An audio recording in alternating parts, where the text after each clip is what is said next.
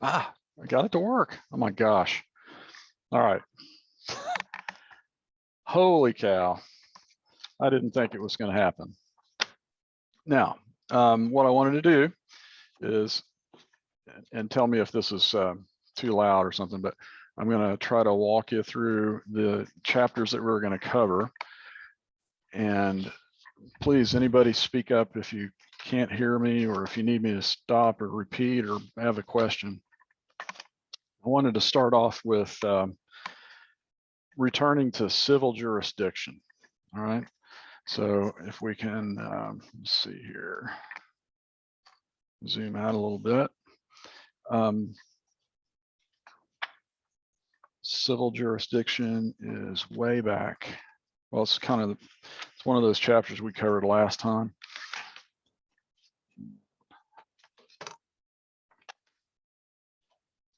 Chapter 19.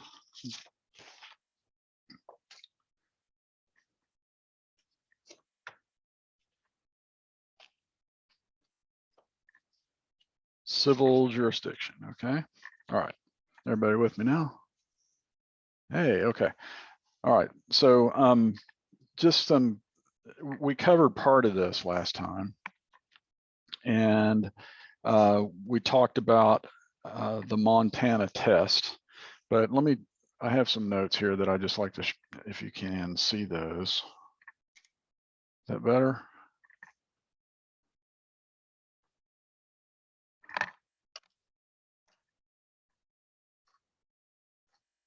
Okay, that's maybe a little bit better. Okay, so in the Montana test, which was a case that followed Oliphant. Remember, in criminal jurisdiction, Oliphant versus Suquamish Indian Tribe, 1978.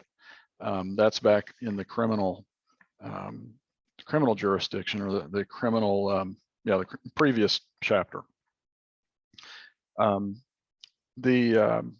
That particular case essentially said, well, I'll ask y'all. I would like to have maybe some conversation if we can. That would be cool, since we're on Zoom. What would y'all say? How would you summarize Oliphant versus Suquamish? This was the criminal jurisdiction case, but it has a lot to do with the civil jurisdiction case. And I guess I didn't bring that particular file. But anyway, if you recall, what it did was it said that basically Indian nations, tribal courts, here it is.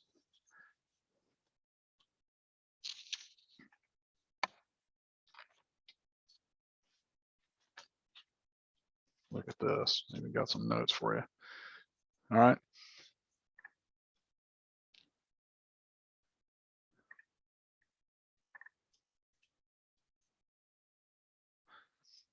Oliphant versus Suquamish Indian Tribe, and that was 1978, a Supreme Court ruling, and it rejected a tribal attempt to extend criminal jurisdiction over non-Indians within Indian country, because that would be inconsistent with their dependent status. Okay, so this is a really, really important case for criminal jurisdiction, because essentially it says if you're non-Indian, or actually if you're a non-tribal member, a tribal court can't have jurisdiction over a crime, even if it's committed in Indian country, even if it's committed like on trust land within an Indian reservation.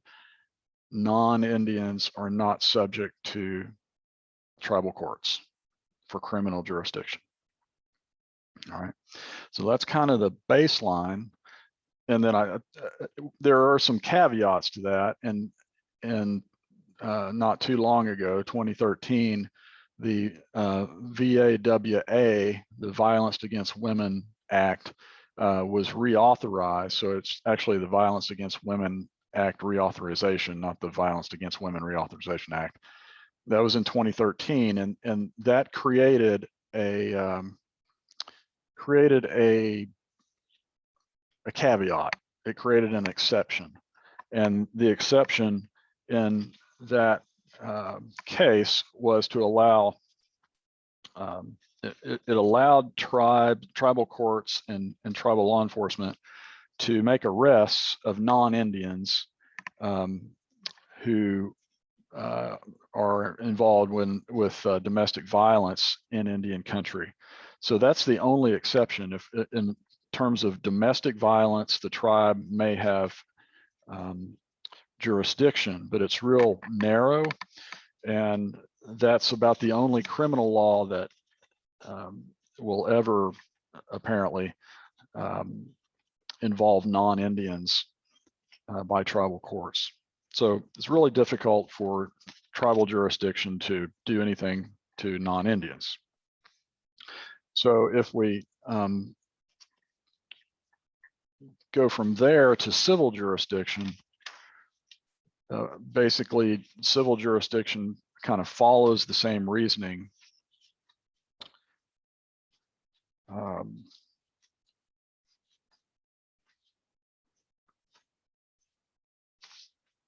So I'm going back to these notes. The case of Montana versus United States was a 1981 case. And did you all see this set of notes last time? I'm not sure if I was able to show these to you, but basically Montana versus United States resulted in a limitation of tribal authority to regulate non-member activities on non-member owned fee lands within the reservation. If you remember the story about this,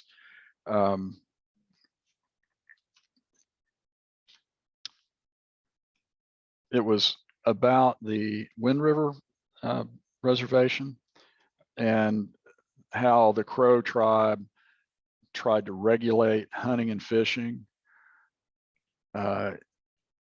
within their reservation, but hunting and fishing on fee land by non-member, non-tribal people within the reservation. Okay, so the court found that the tribe did not have the authority to regulate non-member activities on non-member owned fee lands within a reservation. Okay, so this is kind of our starting point on civil jurisdiction. But then there were two exceptions, all right, and these kind of come from Oliphant. The two exceptions were non-members who are in what the court referred to as consensual relationships with the tribe or with its members. All right. Now, that is a weird term, consensual relationships. Generally, you would, what do you classify as a consensual relationship, either with a tribe, which would be kind of like a contract with the government, or its members. The way that the courts will wind up interpreting this is basically a sort of a contract law between non-members and either individual members, sort of in a business relationship, or with the tribe as a business relationship. That's about it. Okay, so that's the first exception. If and the way this you'll see this is the non-member has to voluntarily submit to tribal authority ahead of time, and that's something that they do now. If there is a and we didn't cover the chapter on sovereign immunity, so I don't expect you to know too much about that. However, since tribes have sovereign immunity from being sued, just like the state or the federal government does, the tribes cannot be sued unless they in a civil case here unless they waive sovereignty. And so the only way that anybody would ever do business in Indian country is to, in any contract that they would draw up between a tribe and private business.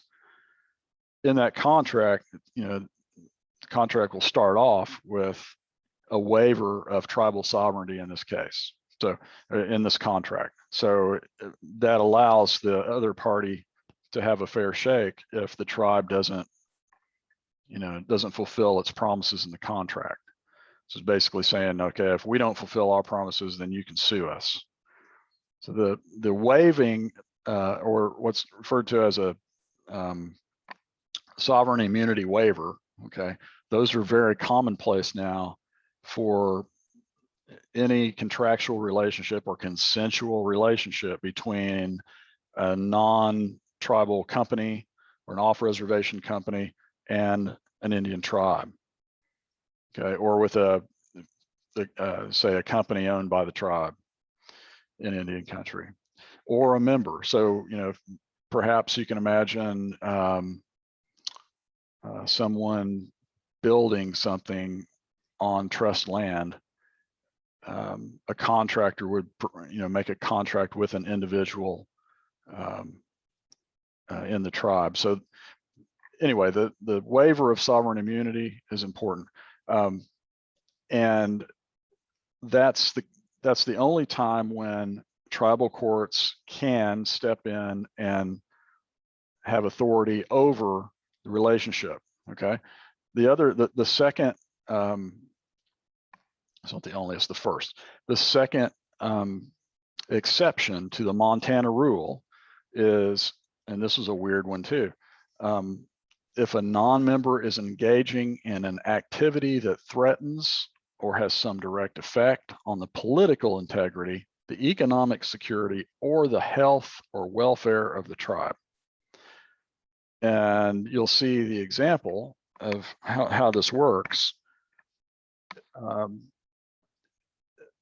Essentially, political integrity, difficult. And economic security has to be pretty substantial. Any sort of non-member activity that would, in a way that's been interpreted as, it has to be like a catastrophic threat, or what do they say now? What is that term that's been thrown around so much lately? Basically a threat to your existential threat. That's what it is. You've heard that enough, right? An existential threat to the tribal integrity, politically, economically, in terms of health or welfare of the whole tribe. Okay, even though that might sound, those two exceptions might sound like they'd be easily interpreted, fact is this Supreme Court has been very conservative toward allowing anything to fall within those two exceptions. All right. So let's look at some examples. So we basically, this starts off what we call in the civil side of things, civil jurisdiction of tribes, the Montana test. Okay, so remember, in the Montana test, you have a basic premise, and that premise is that tribal courts have no jurisdiction over non-member activity, even when it's conducted on trust land within an Indian reservation, with two exceptions. If that non-member has some sort of formal consensual relationship with an individual or tribe, and or if a non-member activity is, a catastrophic threat to the political or economic integrity of the tribe. Okay, so the Montana test. Actually, we've got several tests to cover here. Nevada versus Hicks is the one of the most important cases for civil jurisdiction. Let's see here. Your textbook actually covers another one before this, so let's look at that one. It's actually a really short example. So if you can see this, one thing that your textbook author notes is that that the Montana test injected sort of a racial factor into the issues of civil jurisdiction. So, you know, basically, if you're non-Indian, you're pretty much out of tribal jurisdiction, with a couple of, you know, these caveats. He also mentions that most reservations today are made up of 3 types of land. So I'd like for you to make sure you know those. And I think we've talked about this before, but I tend to go a little overboard on the nuances. So this is a good way to remember it. Your textbook author identifies, okay, within any reservation, you're going to have a combination of trust land. Typically, those are going to be restricted allotments or tribal land. Okay, and then you're going to have, so you're all familiar with what trust land is. It can be, you know, basically Indian land or tribal land that is still in trust, held by the tribe. Or it can be an allotment that has a restriction against alienation, a restricted allotment, or a trust allotment, whatever you want to call it. Both of those are held in trust by the federal government for the exclusive use of Indian tribes or an individual Indian, okay? Indian person. And Indian, I'm using Indian in the government, okay, in the court, the legal aspect. Second is Indian fee land. That's fee land owned by a native within that reservation. Okay, and then there's non-Indian fee land. So, you know, but basically fee land is fee land, right? And if a native person owns fee land, that's not Indian country, but it's going to fall within the civil jurisdiction of the tribe because of the ownership, if it's within the reservation. And then there's non-Indian fee land within a reservation, which is, you know, no different in terms of civil jurisdiction than just fee land outside of a reservation. Now so the differences here are very slight between B and C. But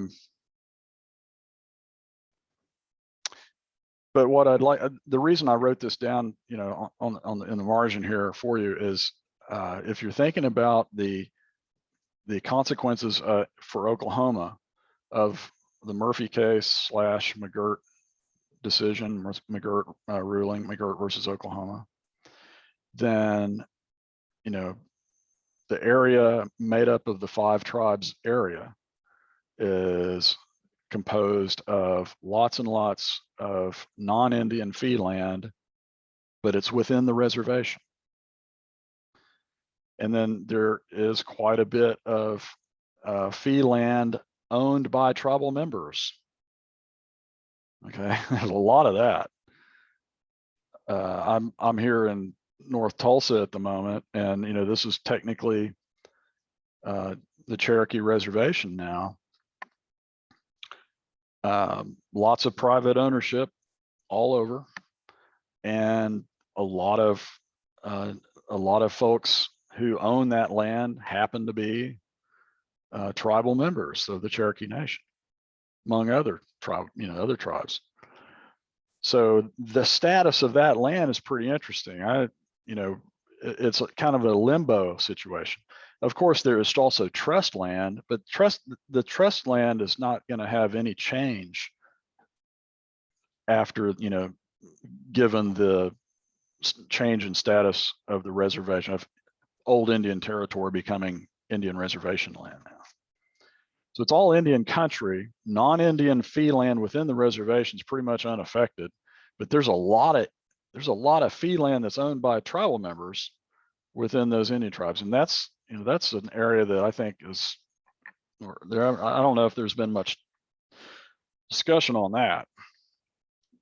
Anyway, just an observation. So to move on here, I know this might give you vertigo or nausea or something, so try not to do this. If you go to the next page, 398, you'll see that the exceptions are outlined here by the Justice, was it? Justice Stewart in 1981. And so the original presumption is that Indian tribes, the inherent sovereign powers of an Indian tribe do not extend to the activities of non-members of the tribe. That's the original presumption. This is the Montana test, Montana exception number 1.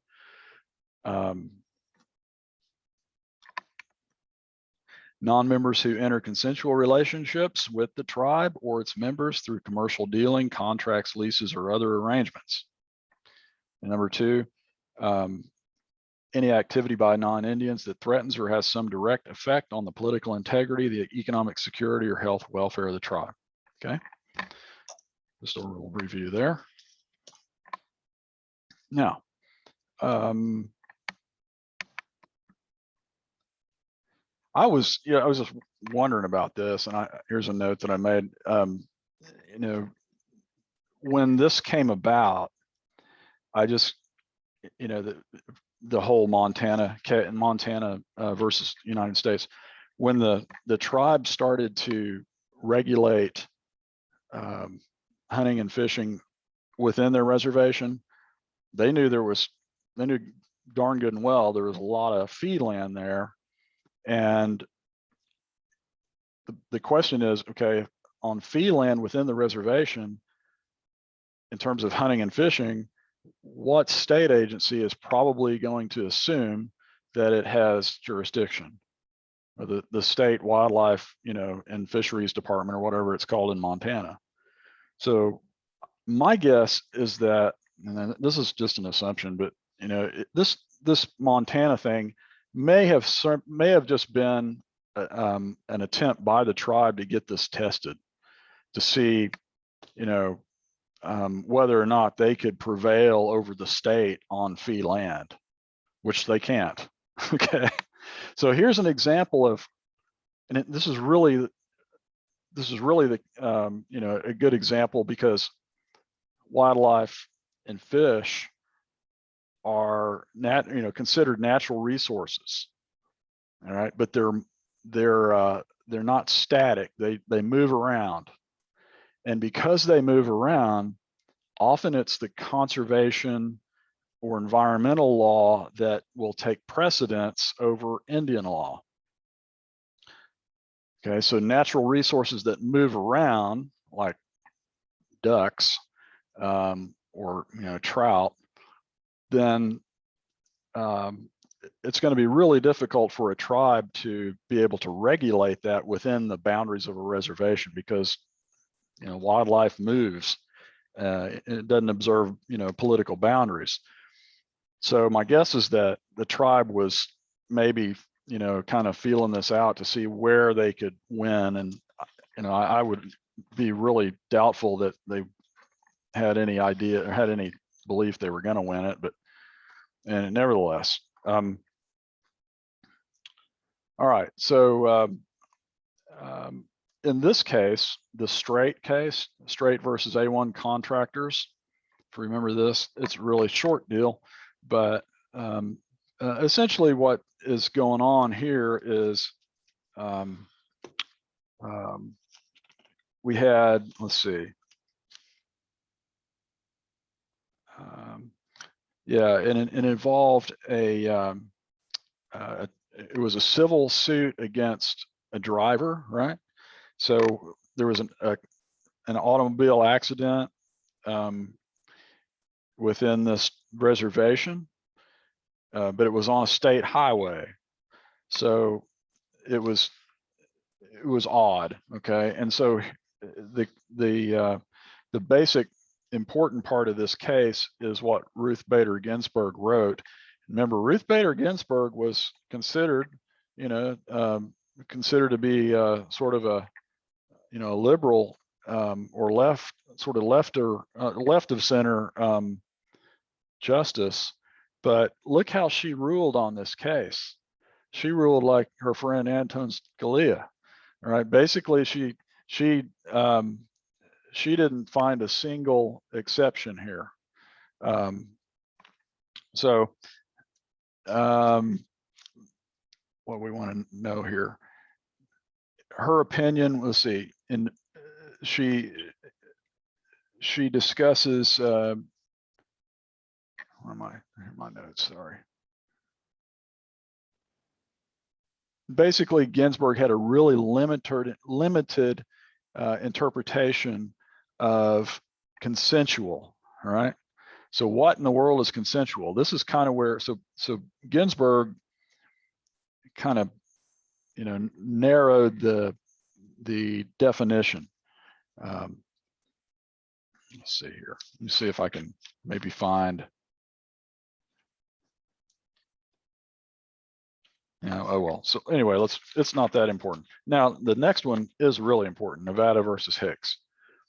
And this is kind of an interesting case all by itself, but the Anton and Scalia, Justice Scalia, basically spelled it out. And this particular case involved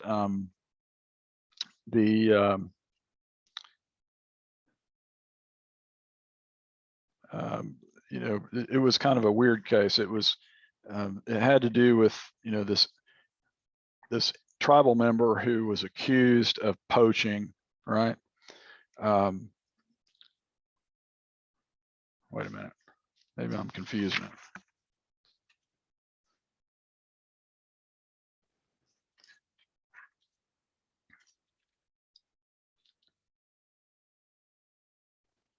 Isn't that correct? Yeah. Okay, so this is the case where the native individual is accused by the state of killing a California bighorn sheep or something like this, and so the state officers come onto his land, search his house, they don't find anything. A year later, they do the very same thing, except that time they damage his property, and this is in Indian country. So the weird case here is with regard to the jurisdiction of tribal court. So this Hicks attempts to sue a state official, probably a game warden or something, tries to sue a state official in tribal court. All right.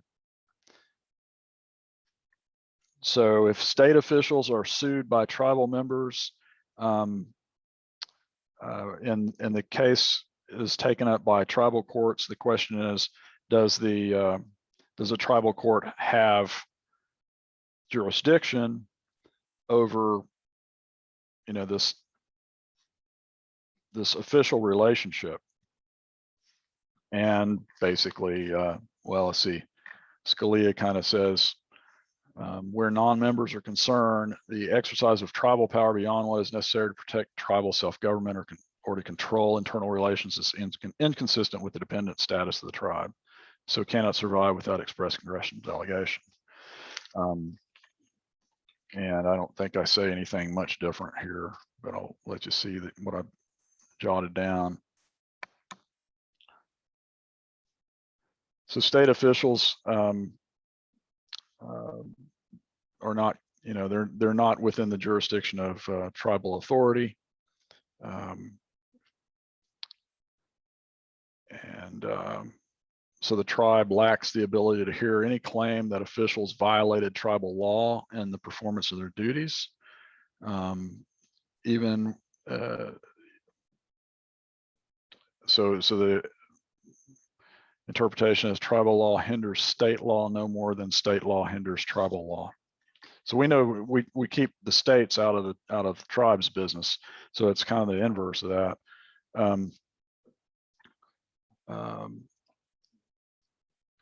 Pacts and state compacts and other sorts of agreements can allow this. So what Nevada versus Hicks kind of says is that those aren't enforceable by the tribe. All right. So unless a tribal government has been given, according to Scalia, unless a tribal government has been given this express authority over something outside of Indian country, then it doesn't have jurisdiction. Well, Scalia's interpretation was, it was a real sort of setback for Indian country, because he essentially defined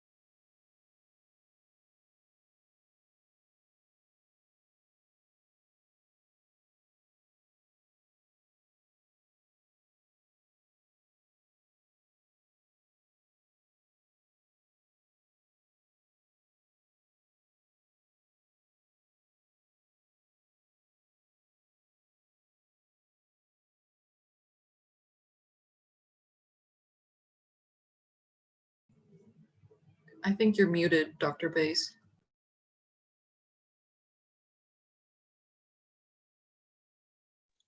Thank you so much. I don't know if I disappeared there or not, but you all did for me. So I don't know what happened.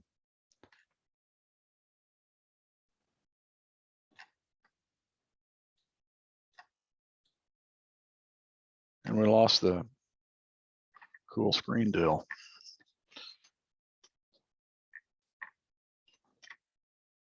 Must have gone to sleep.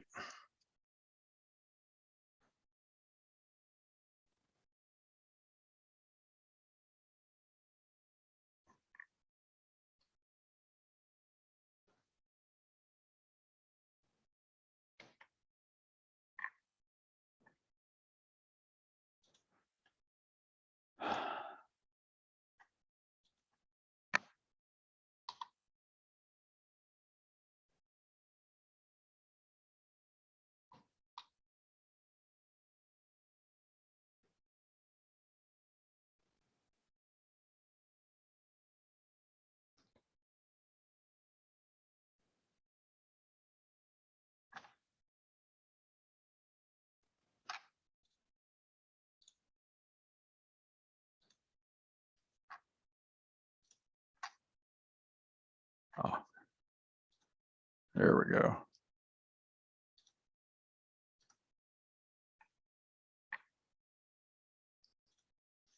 Finally, sorry about that. I'll learn how to do this in a second in case that happens again. Let's see, back to Nevada versus Hicks. So what did it do? It's an important law or an important case in that it limits, it really kind of limits the scope of what you can call a consensual relation. Plains Commerce Bank does the same thing. This time it it kind of provides a distinction about what is meant by consensual relationships. It's almost always a very limited type of relationship, basically amounting to contracts. Now, the Plains Commerce Bank deal, that case was interesting because you remember what happened? There was this tribal members had some fee land, and they placed that fee land. They owed they owed money to the bank, and so rather than paying off the loan, they put a lien on this fee land that they owned. So basically, they're putting that up for collateral, and they didn't have the greatest credit rating apparently, because they wound up defaulting or something. And so the bank, Plains Commerce Bank, wound up selling this fee land that's located within the reservation. All right, so now keep in mind the bankers would have never taken land that couldn't be sold as collateral, right? They're not going to do something idiotic like that. But the case here is that the tribal members attempted to have, you know, the tribal courts handle this, because the bank was, the land was located in the reservation and the bank was located within reservation. So the question is, you know, can you force this financial institution to act differently within the tribal court? And of course, what happened?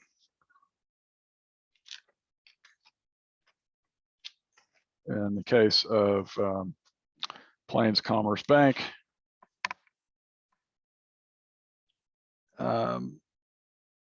there was, and this was Roberts, John Roberts, Justice John Roberts, who wrote this opinion, and it's a pretty damning opinion of the idea of extending tribal jurisdiction over fee land in general. Okay, so just some notes here. By definition, fee land owned by non-members has already been removed from the tribe's immediate control. All right, so it has already been alienated from tribal trust. The tribe cannot justify regulation of such land sale by reference to its power to superintend tribal land, because non-Indian fee parcels have ceased to be tribal land. Okay, so that's a pretty good definition. He says, you know, if it's fee land, as soon as the tribe loses jurisdiction over it, as soon as it becomes fee land, you know, as soon as it moves from trust to fee status, it's no longer jurisdiction. Another thing I underline here is he mentions any direct harm to its political integrity, talking about the, you know, is this a Montana exception? Any direct harm to the tribe's political integrity that the tribe sustains as a result of fee land sale is sustained at the point the land passes from Indian to non-Indian hands. It is at that point the tribe the tribe and its members lose the ability to use the land for their purposes.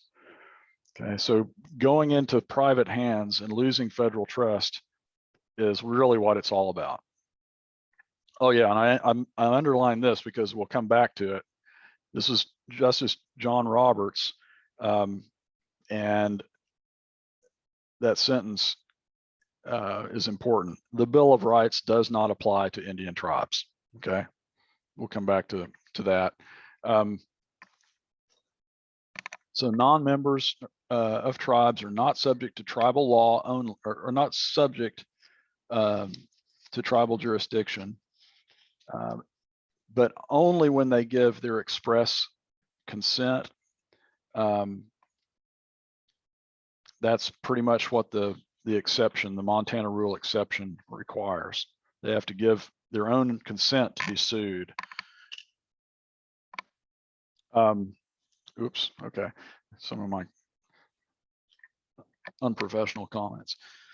So the Cheyenne River Sioux tribe lost the authority to restrain the sale of fee simple parcels inside their borders when the land was sold as part of the 1908 Allotment Act.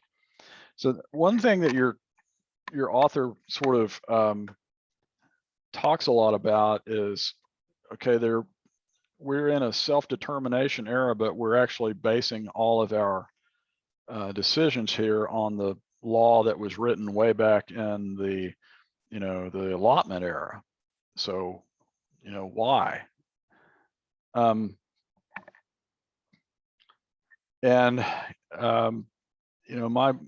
What's your reaction to that?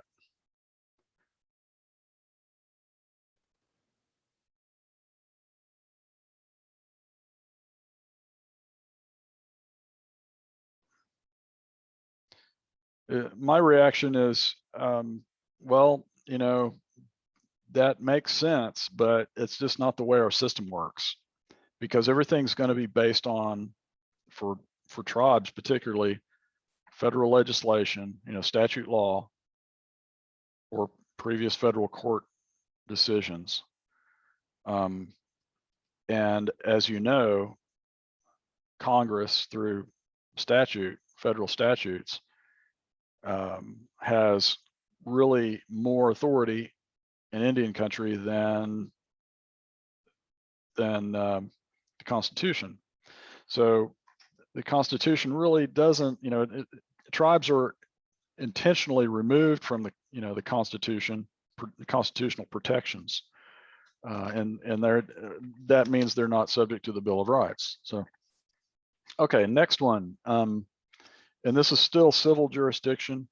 At first, I looked at this and it's like, what's that? Because I've heard of this case. I heard about this case actually when it was going on. Dollar General, which is, I think, Oklahoma based. At least it has a big warehouse here, and every town and every small town under like 1,000 people has a Dollar General. It's the Walmart of tiny little towns. Dollar General, this is a really sad case, actually. As you recall, there was a Dollar General store located within the reservation of the Mississippi Choctaws. Mississippi Choctaws are, not affiliated with the Choctaw Nation of Oklahoma. They're just the remnants of the tribe, and they have a reservation down there.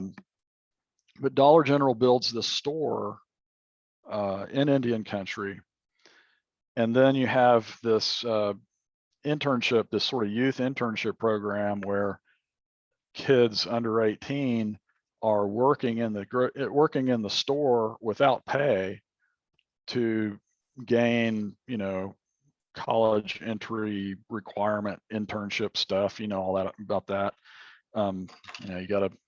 You gotta be involved in about 10 charities or something like that nowadays to get accepted to good schools, right? So what happens, this child, under 18 child, is molested, and rather, I think they went through the criminal route, but then you know how that works. Criminal law doesn't provide for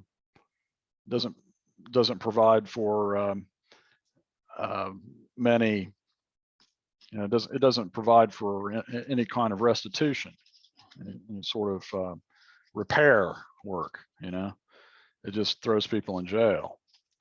And I don't know necessarily the outcome here, but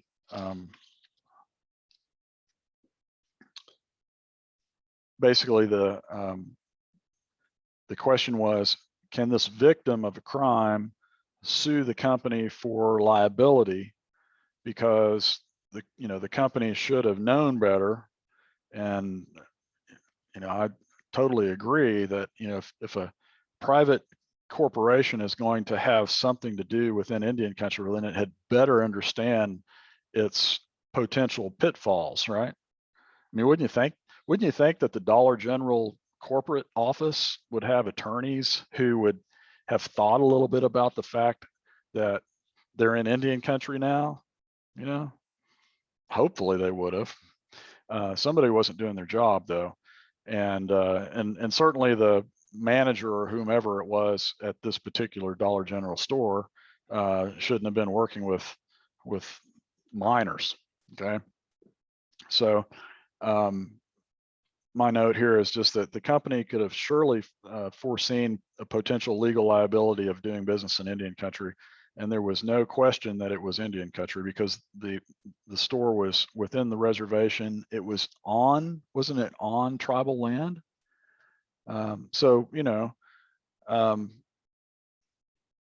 this winds up going to, well, I guess Circuit Court of Appeals, right? So, but this is a circuit. This is like the Second Circuit, right? It's the Second Circuit. And there aren't a lot of Indian tribes in the Second Circuit, unlike the 9th or the 10th. Okay, so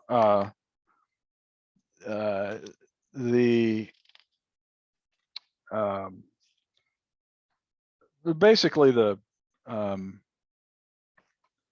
this was, I guess you could, I don't want to say a win, but it essentially, this was the very first case that actually allowed tribal jurisdiction over non-Indian actors. Okay. And so the non-Indian actor would have been Dollar General Corporation, right? So the exception that was utilized was the second rule that, this is kind of a long case, but it's very interesting if you haven't read it yet. What they wound up saying was that this is that the presence of that store presented a threat to the safety of tribal miners or tribal people. So in that sense, it's kind of like the Circuit Court of Appeals ruled in favor of the tribe based on the second Montana rule exception. And the basis of the second Montana rule exception was that, this is basically protecting the safety and welfare of tribal members engaged in this internship program. And, even though that's not catastrophic for the tribe, it's kind of like an OSHA coverage. It's sort of like basic safety things that ought to have been in place. Now, since it's on Indian land, the state wouldn't have the jurisdiction to cover that unless the tribe allowed it to, right? So in this sense, dual sovereignty kind of is operating at the federal as well as in the tribal level. It makes a lot of sense to me. Now, there was a dissenting opinion that really tore this to pieces, or at least tried.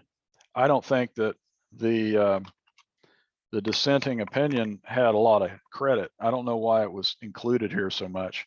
The guy was named Jerry Smith, and this judge, and he winds up going back to Oliphant mostly, like this was a criminal case.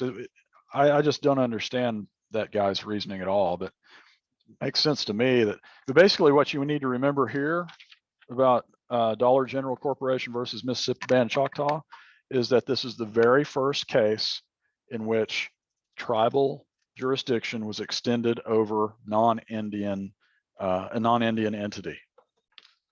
Okay, using the Montana exception. Okie dokie. Now there was, okay, let's see here. there were some points here about that the guy made about sort of discovery things, and here he's kind of, you know, he's got issues with due process within the Indian tribal court system.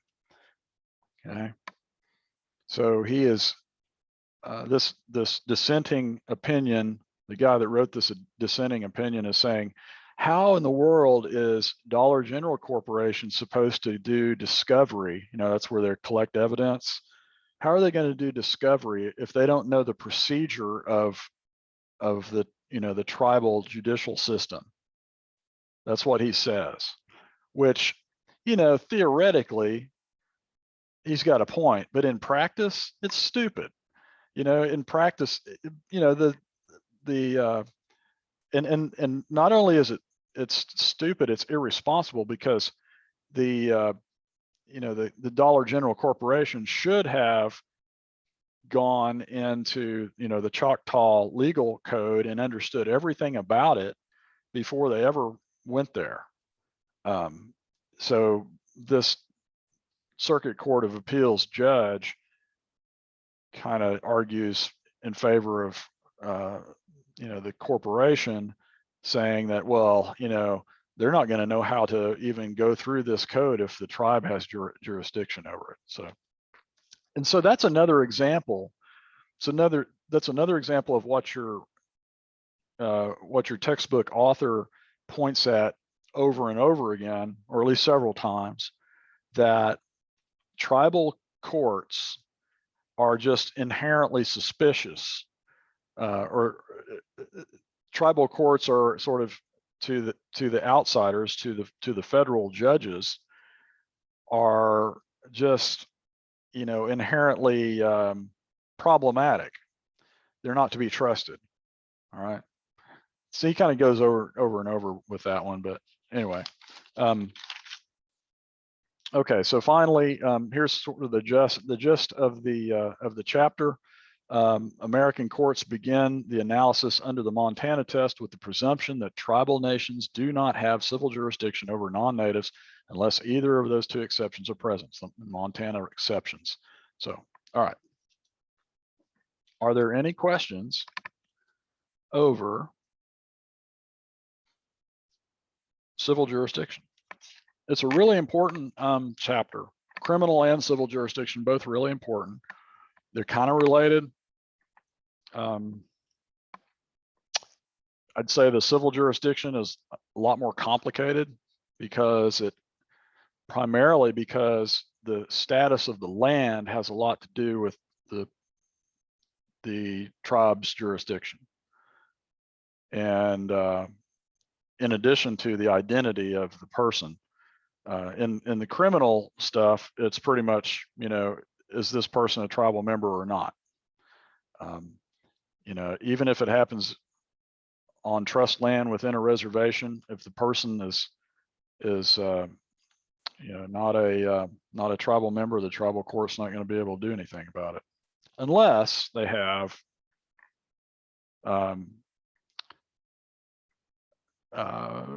compacts with the state that really your text, I don't think this textbook really even covers that. In Oklahoma, it's called cross-deputization. Have y'all ever heard of that?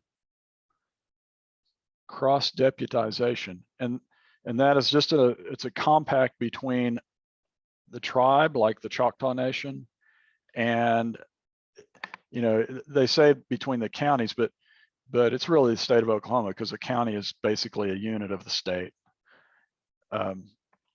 But the county, let's say like the Pushmataha County Sheriff's Office, you know, y'all know where Pushmataha County is, Push County. It's one of my favorite counties in the state. Now, Southeast Oklahoma, it's a huge county. It's like the third or fourth largest county in the state.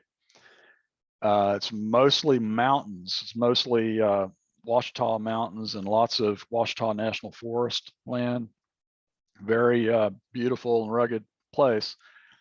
Not a lot of big towns. And not only does it not have a lot of towns, but the population of the county is kind of along the fringe of the county, along the periphery of the county. So if there's an emergency, if somebody's getting robbed way in the, in the boondocks, then it's really difficult for a really small sheriff's department. You're talking like a few thousand people in the whole county. And most of those people are concentrated in a couple of towns on the periphery. So the sheriff's department's really spread thin. They don't have a lot of personnel to begin with. So in that county and other counties like it, like LaFleur and McCurtain, the Choctaw Nation is actually providing most of the law enforcement in the rural areas because they have this cross-deputization agreement going on, and the Choctaws can actually provide more personnel than the sheriff's office can. So that's a really good thing. Cooperation is, unfortunately, cooperation is not covered very much in this text. That's, it's mostly made up of court cases, obviously, but there's a lot to be said about tribes and states cooperating rather than fighting over jurisdiction. Okay, chapter number, let's do chapter 27, religion. Okay. I think this is probably we're going to cover 28 briefly, but let's see here. Religion. We talked a little bit about cultural resources last time, the Native American Graves Protection and Repatriation Act. That's kind of religious, but those two chapters are kind of related. And what is covered in the religion chapter is there's some important cases, basically. Really important cases. Having a lot to do with geography too. So finally, I'll find, here it is, way at the bottom, 27.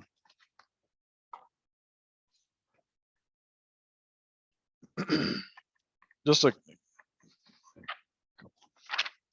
y'all need to take a break or anything? Okay, well, those of you in the classroom, y'all can take a break anytime you want.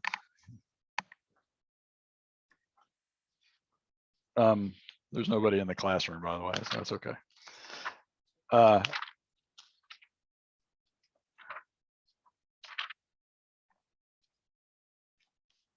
we go. I got a lot of notes here for you. This is a good, I've covered most of the cases in class in this chapter, so I've got a lot to say about them. I'll make just a few comments first. I don't know if y'all can read that.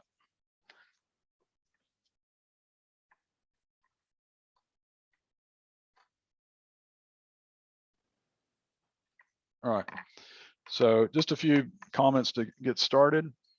You read that? And your textbook author mentions these same things. American Indian spiritual practices or religions are very, very closely tied to place and to geography.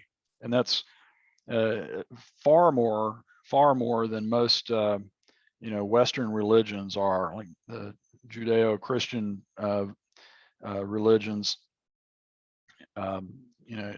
whatever form of Christianity or Islam, Judaism, all of those have their sacred places, of course, but not in the way that the hundreds and hundreds of Native American beliefs are very closely tied to place. So that's one problem. And your textbook author kind of says this is our huge problem, but I don't know. I don't think it's that much. I think it's workable.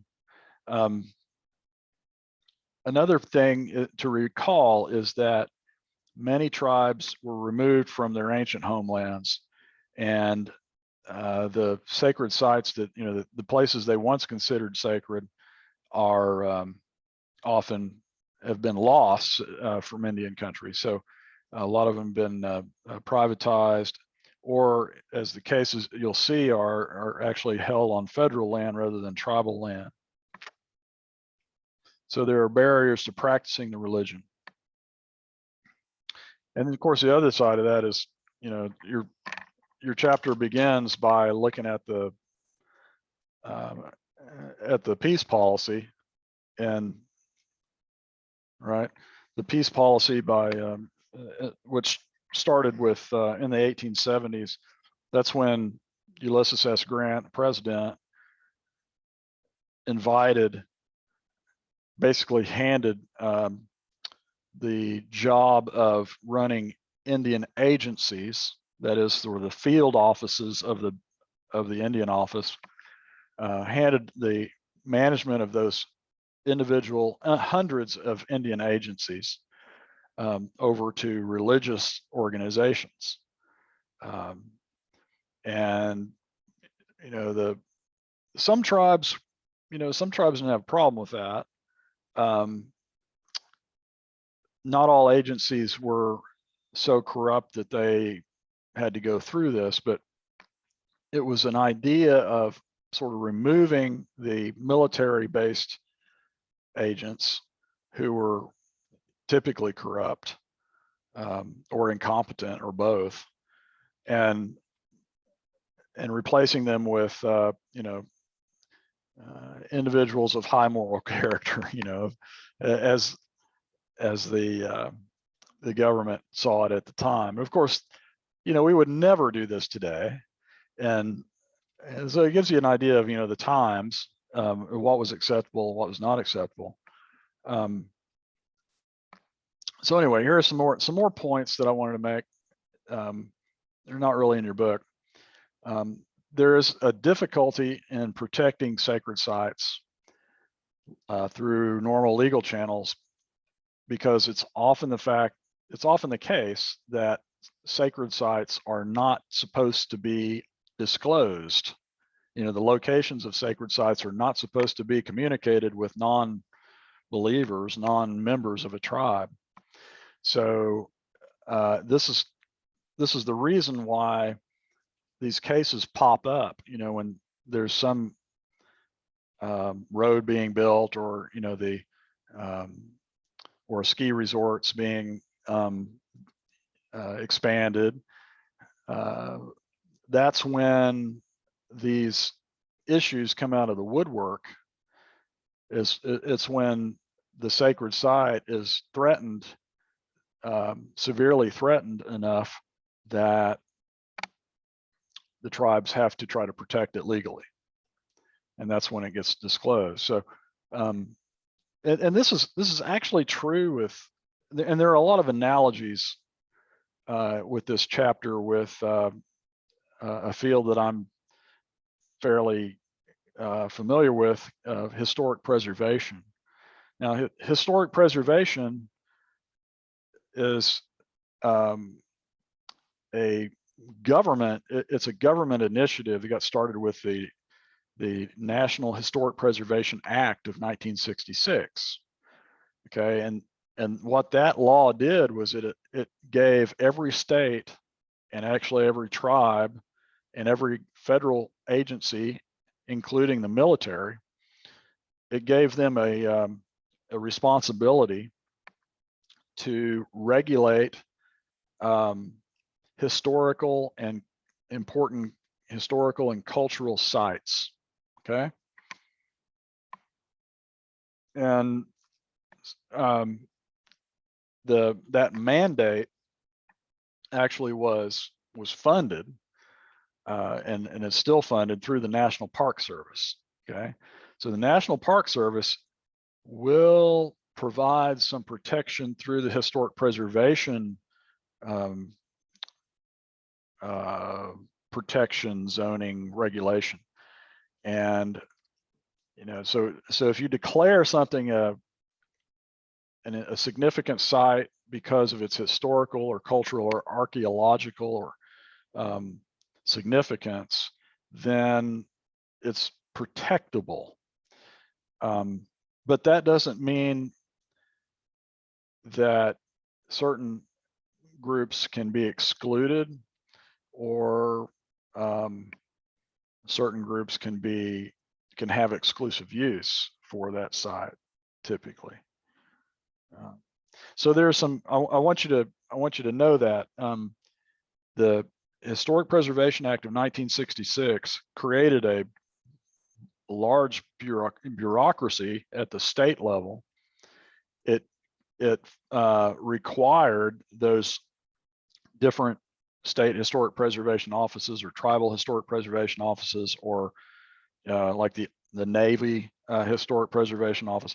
It required all of those agencies to survey, to look for sites within their jurisdiction, and to make sure that those were not harmed by anything that utilized federal funds. So that law was protecting these historic sites from being torn away by road construction or something like that. It was a law that had teeth. All right, and if an agency like, let's say the U.S. Forest Service, if the Forest Service wanted to build a road, then it had to have a historic preservation review called a Section 106 review.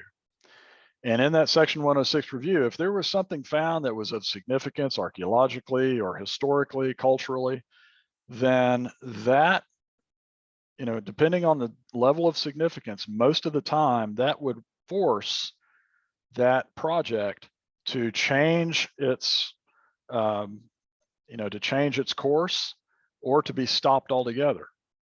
And if federal money was used anyway, then that opened up that agency and the Secretary of the Interior, or whatever, Secretary of Agriculture in the case of the Forest Service, that would subject that agency to lawsuit. All right, so there were some teeth in that law, and it's still operating. And by the way, it's also kind of a safeguard against what we're going to see here. All right. I'll show you. Let's see. We'll talk about a few examples here. Well, I'll let you see the textbook notes that I have here. All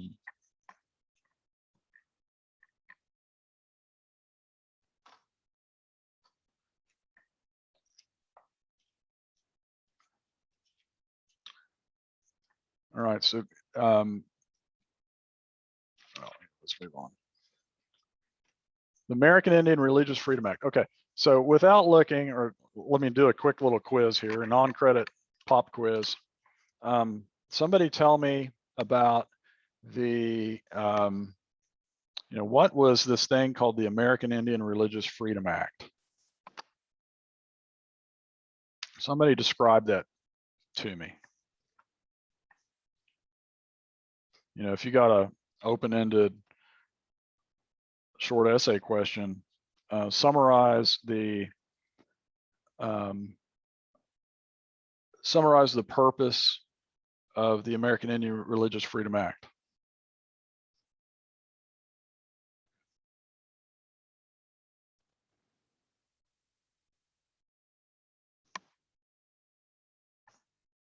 Not everybody at once.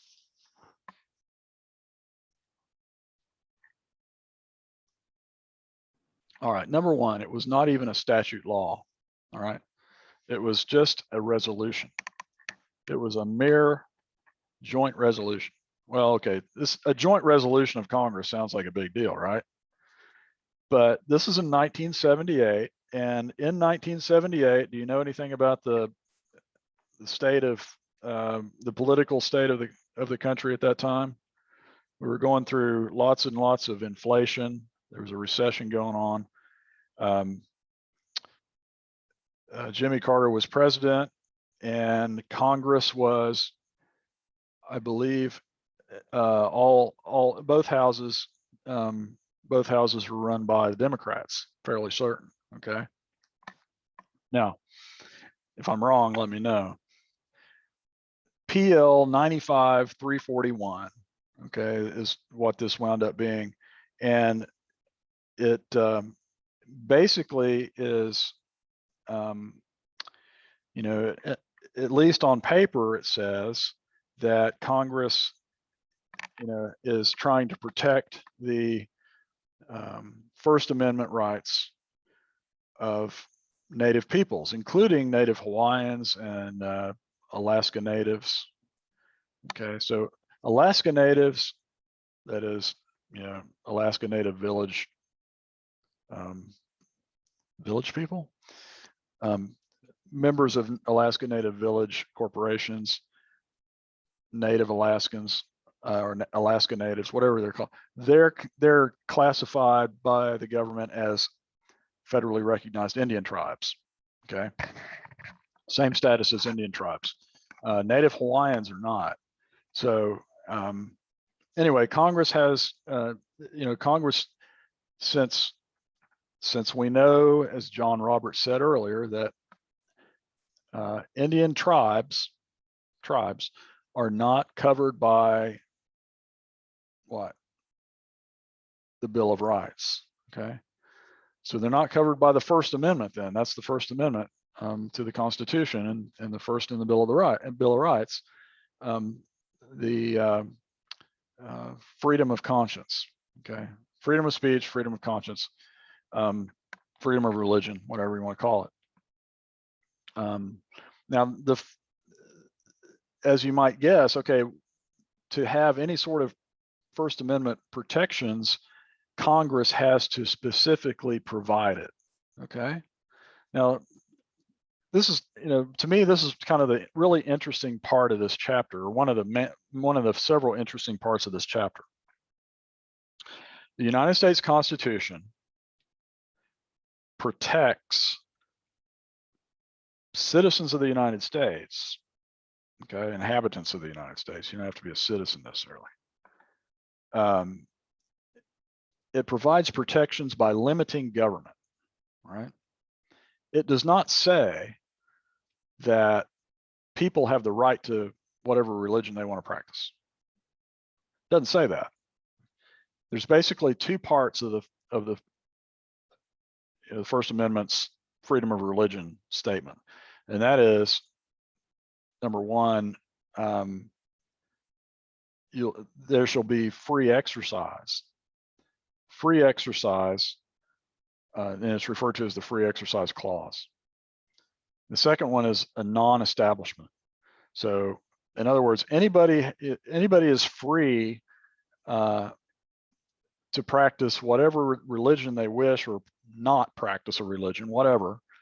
And number two, the federal government will not discriminate on the basis of religion.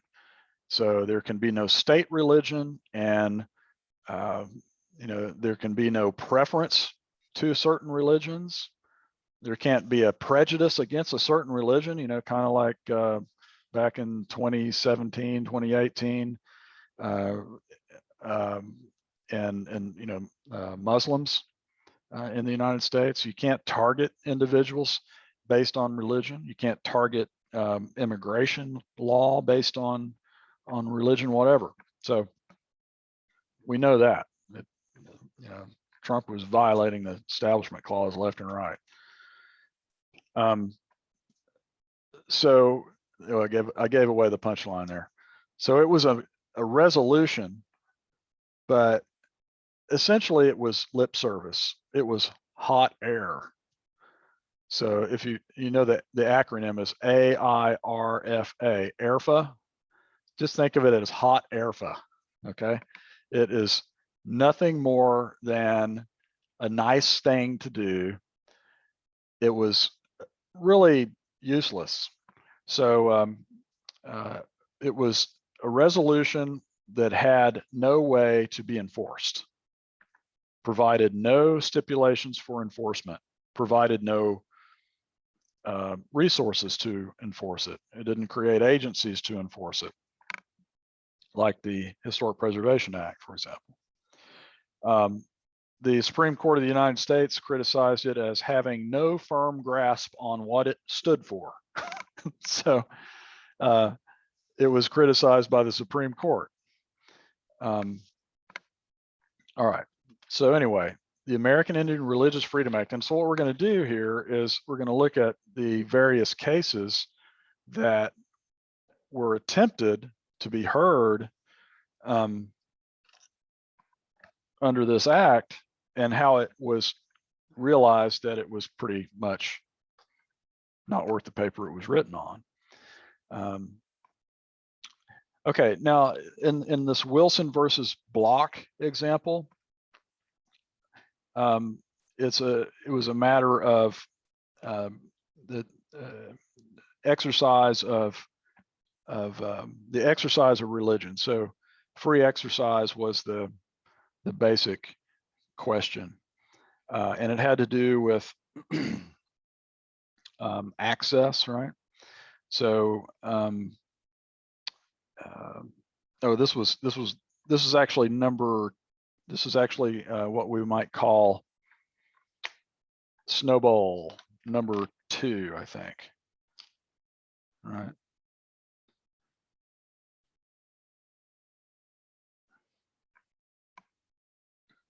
No, this isn't. Yeah, this is snowball number 1. Okay. It had to do with not the Park Service, but the United States Forest Service, right? Yeah, the United States Forest Service, USFS, was working to expand a ski resort on federal land in a national forest in Arizona, north of Flagstaff. And this is within the Navajo and the Hopi area.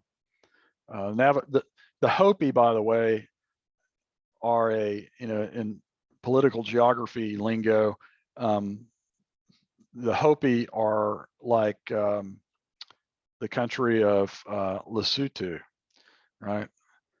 And it's an enclave within another entity.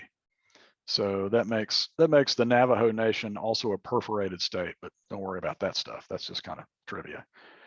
So the Hopi reservation is located within the Navajo reservation, but they're both tribes consider the site to be sacred. So they attempt to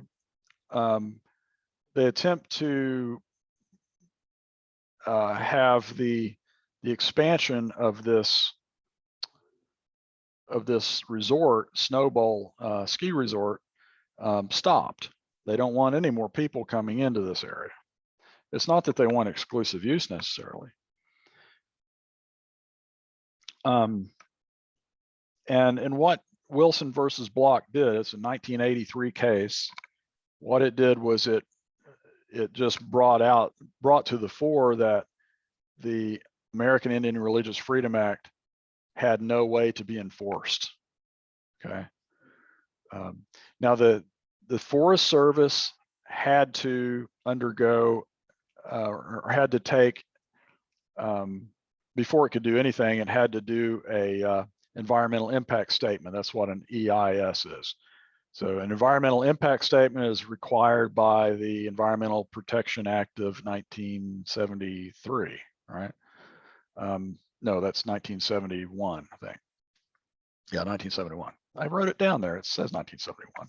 Okay, so the environmental impact statement included the tribes, and it included the fact that there's tribal opposition to this idea. And okay, so that's good. At least the Forest Service took into account the 1978 AIRFA while it was doing its environmental impact statement.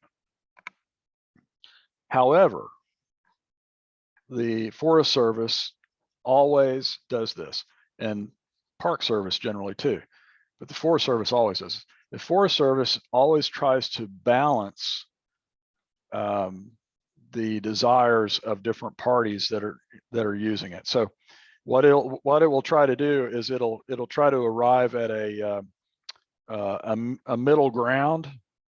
If there are opposing forces, so there are the people who are wanting to expand the ski resort, and then there are people who are, the tribes are trying to stop the expansion. What it will try to do is it'll negotiate a middle ground, and that of course doesn't please anybody, but then it doesn't favor anybody. So that's a typical Forest Service practice. They try to come into a middle zone somewhere. So the tribes, since the USDA didn't do what they wanted, the tribes sue the Department of Agriculture for violating the 1978 ERFA. Okay, and it comes out pretty quickly that that law really had nothing. It had no way of being enforced. It had no way of requiring agencies to favor tribal interests. So basically, it nothing came about.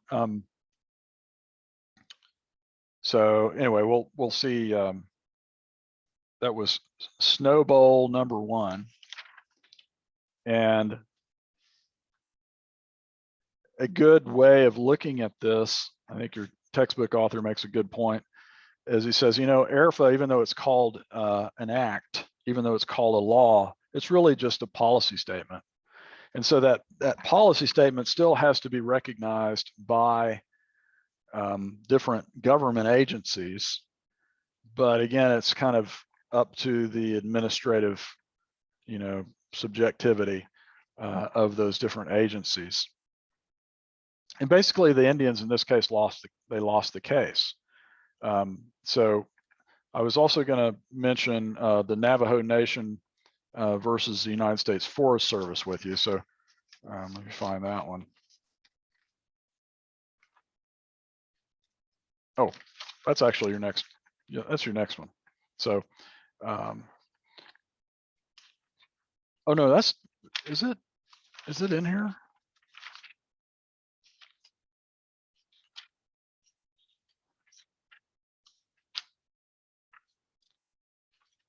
Yeah, it's not in here. So anyway, this is a different case, but it's what you might call Snow Bowl number 2. It involved the very same ski resort, and so this isn't in your book. So it's called Navajo Nation versus United States Forest Service, 479 F3D 1024. Don't worry about it. It's a 2007 case. So that first one, Wilson versus Block, that was way back in 1983. And then, so this ski resort expands against the wishes of the tribe. And of course, now we have global warming, right? So if you're in the ski business, you got to have what? Artificial snow. Okay, so especially in the Southwest, you got to, they create a lot of snow with these snow machines. So there's the problem was that the artificial snow was being created with wastewater, with basically treated sewage. Okay, now treated sewage sounds gross, but treated sewage is what they generally pour into lakes and rivers, and it has to be a higher water quality than the lake or the river in the first place. So it's not like they're pumping raw sewage. And of course, if you go to the faucet and make a glass of water or tea or something, if you're still water, that's a different story. I don't drink still water. It's awful. But you know, if you go to a water fountain or something, you're drinking water that is treated wastewater. I mean, it's been treated, but it's been treated at a little higher level than what's referred to here as treated sewage. Okay, so this is basically a case of kind of science, semantics, and religious freedom, okay, and desecration of sacred sites. In Navajo Nation versus United States Forest Service, the ski resort was producing artificial snow from treated sewage water, and the Navajo Nation accused the Forest Service of basically desecrating a religious site with sewage. All right. And in that case, they brought this case based on ERFA. You know, they're saying that the policy of the Forest Service was creating a religious desecration of a sacred site. And essentially the tribe lost. They lost Snowball 2 because there was, based on the American Indian Religious Freedom Act, there was no, the courts found no substantial burden created by the use of treated sewage water. And essentially what the court did was they said, no, your snow is fine.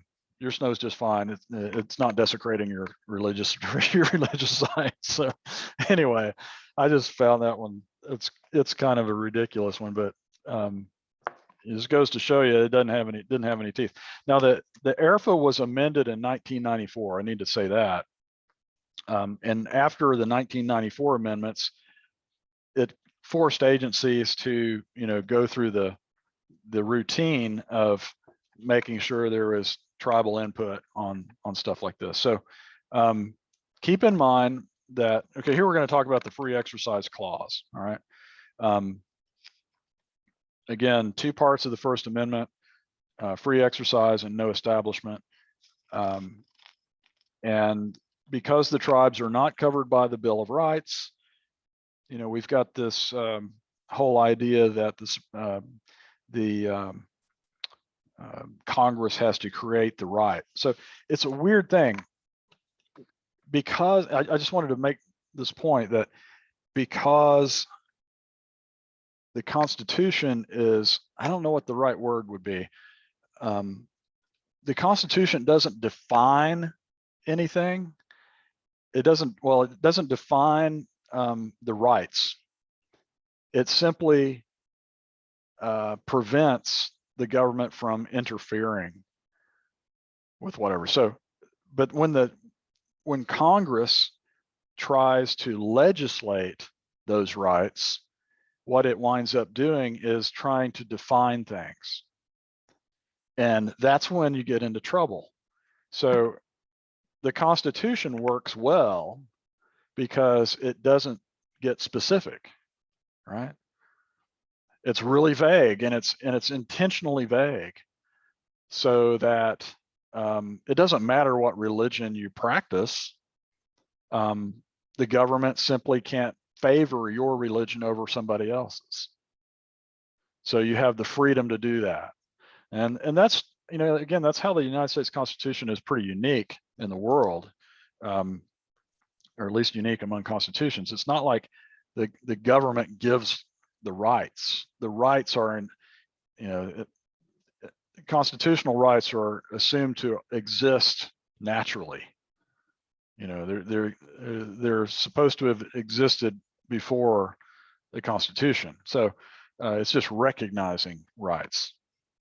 But when Congress has to write the rights out and say, okay, the tribes have these rights, that's when we run into problems. All right, so Ling versus the Northwest Indian Cemetery Protective Association. And let's see. Oh, I wanted to mention something. Going back to the free exercise clause. There is another test. Okay, there's a two-prong test as to whether or not the United States is preventing free exercise. Okay, so we'll call this the free exercise two-step. Okay, so if you're a country western fan, the free exercise two-step is this, and it's on page 582. Basically, number one, and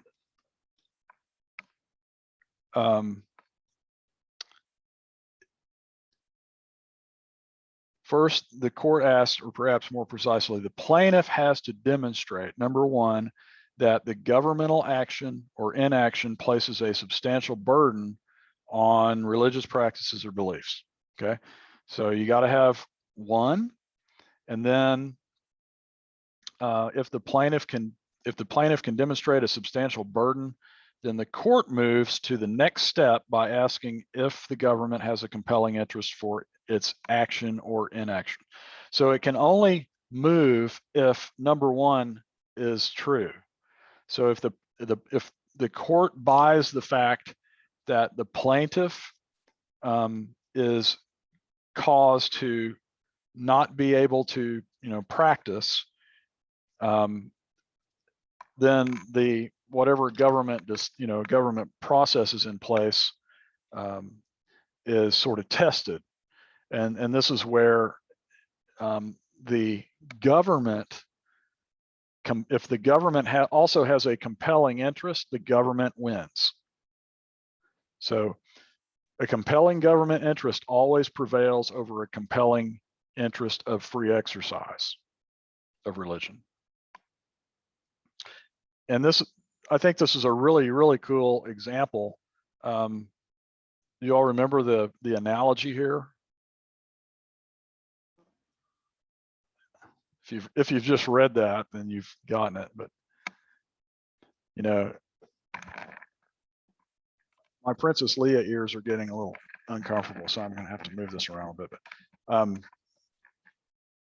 okay, so I complain to the government that the government is infringing on my rights to practice my religion. Okay, and my religion happens to be that of let's say the 14th or 15th century Aztecs, and it includes human sacrifice. Okay, so that's the analogy that he makes, and basically the compelling interest of the government to protect human life is going to prevail over a compelling religious free exercise burden of needing to practice human sacrifice. Okay, so it's kind of an obvious one here. Essentially, that the societal, government's prevailing interest is always going to be the one that wins out. Now, so the point here is that there must be, for a tribe to be able to successfully bring suit, then whatever the decision is can't be compelling, however you define compelling, right? So necessary, really important, affecting a lot of people. And of course, protecting, keeping murder outlawed is a good thing. I think most people would agree, right? So, but the thing is, in this case, this is an example of, or this case involved, I need more workspace, sorry. I'll cover up this note right here. The Indians lost this case, and the majority opinion was written by Sandra Day O'Connor, and the first female justice of the Supreme Court. And I think she wrote a really, really well argued opinion. Basically, she says, for the free exercise clause is written in terms of what the government cannot do to the individual, not in terms of what the individual can exact from the government. So free exercise is basically holding the government back, not giving the rights to people. All right, what I was trying to get at earlier. She says government simply could not operate if it were required to satisfy every citizen's religious needs and desires. So there, not only are there going to be secular issues preventing free exercise, there are going to be other religious practices preventing free exercise. That's inevitable, right? So, and another analogy is this. I was thinking about it. I thought, okay, well, if you're familiar with Stillwater, there's a fire station at the corner of Knobloch and University, right? The fire station number 2 or something like that, number 1. It's on campus, but it's actually a fire station. And within like 3 or 4 block radius of that fire station are at least 6 churches. There's the Episcopal Church is really close to it. There's a Baptist church really close to it. The St. John's Catholic church sort of is really close to it. There are 2 Lutheran churches and a Disciples of Christ church. It's the one over by the stadium. So that those churches are all around Stillwater. Now, if you've maybe attended any of the services in any of those churches, it's not uncommon for the fire truck to take off and interrupt the service. Okay, so would that be a reason for someone to claim a problem with free exercise if the fire truck took off and interrupted, especially if like you're in the Episcopal church and everything's really quiet, would that interfere with your ability to exercise your religion? And obviously it's just kind of common sense. Well, we don't want people's houses to burn down. We don't want people to not get rescued when they need to be rescued. So the role of government is going to take priority over that. So anyway, even though the sirens can be heard and may disrupt religious practice, it doesn't mean the government can't keep a fire station there or only operate when no services are going on. Okay. The Baptists don't have to worry about that because their services are so loud you can't hear the sirens anyway most of the time. I know that because I went to that church. All right, so actually I went to several of these churches around that area. My uncle actually was a minister at the Evangelical Lutheran Church, which is not evangelical at all. It's mainstream, mainline. So the government simply couldn't operate if it had to satisfy. It's kind of like being a teacher or a professor. You're not going to make everybody happy all the time. If you do, something's really wrong. Okay.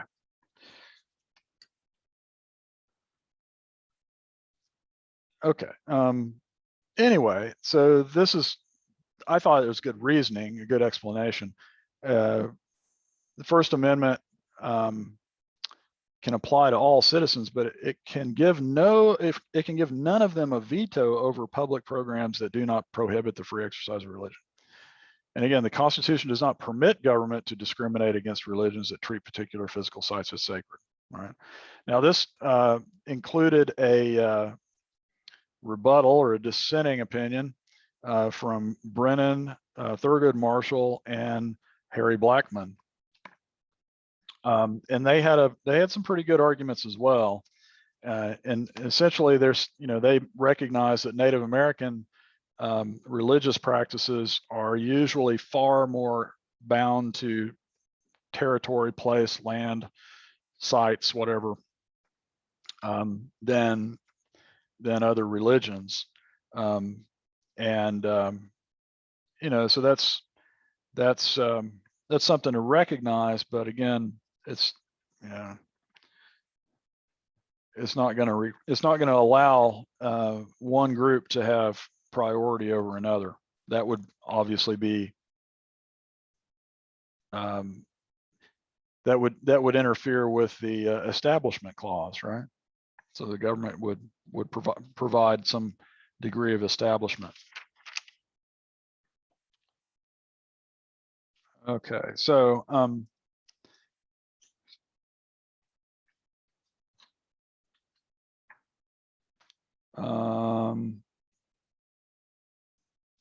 just kind of repeating myself here.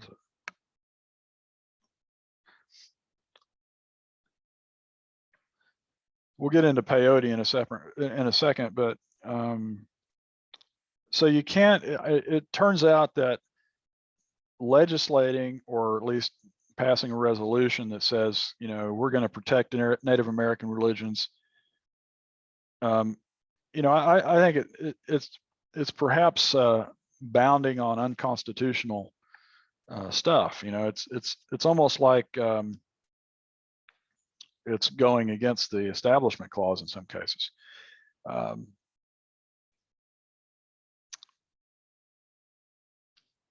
right. Well, anyway, reminds me of that old saying. You can take prayer out of schools, right? Remember that?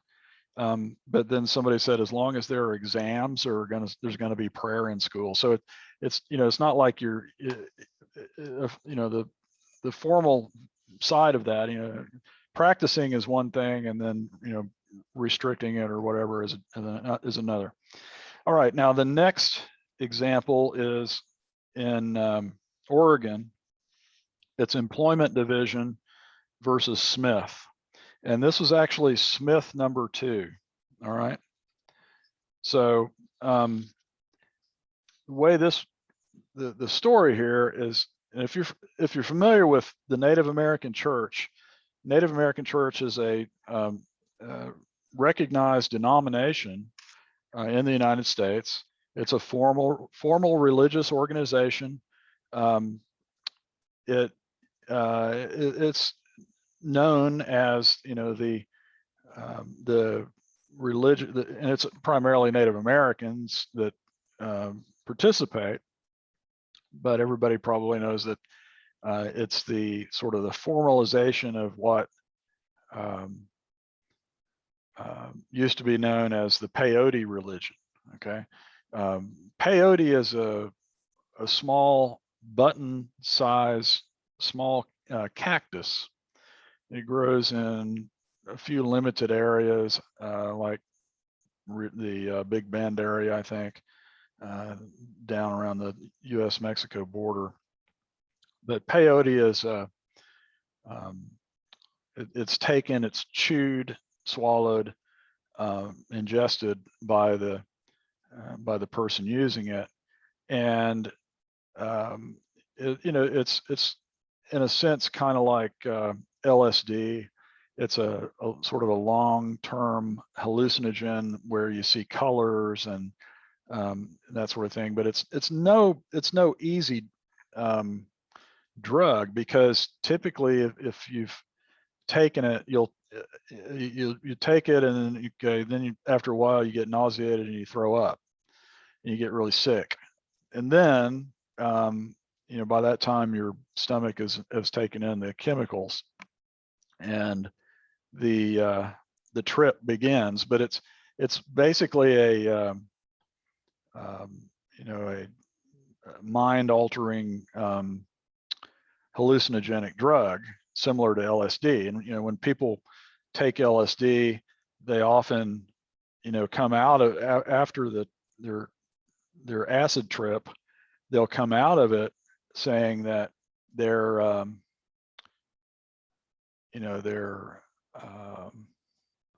perceptions have changed forever. So their consciousness has been expanded, and it's not really describable until you've experienced it. So anyway, so the Native American church utilizes peyote, which was for quite a long time considered a an illegal substance like marijuana or something like that, magic mushrooms, whatever. And so that that was the discrimination, of course, against that particular practice. And by the way, the peyote road, Native American practice of using peyote for religious purposes, has been around since the late 1800s. And in fact, a lot of the tribes in western Oklahoma and central Oklahoma participated in the peyote religion, and it was actually brought into Oklahoma from a guy by the name of Wavoka. Anyway, it's culturally, it's not that people wanted. Okay, there was an episode of The Sopranos where Tony Soprano pops a peyote button and has this trip, but most people are not going to be taking this as a recreational drug. It's not something that people would generally want to choose. So anyway, these two guys working for a rehab clinic in Oregon, a drug rehab clinic. Okay, and so they're subjected to the urine test, of which I guess I haven't described correctly there. Sorry. So I didn't realize that was there. Sorry. So they fail the drug test, and so they're fired because they're considered to be taking drugs, and they're trying to help people get off drugs, but they were users before they got into this business. So anyway, the problem is when they went to draw unemployment, that the state of Oregon wouldn't allow them to draw unemployment because they were fired because of misconduct. Okay, so that's what this is all about, is whether or not Oregon can deny unemployment benefits based on a rule that denied free exercise of religious beliefs. Okay, so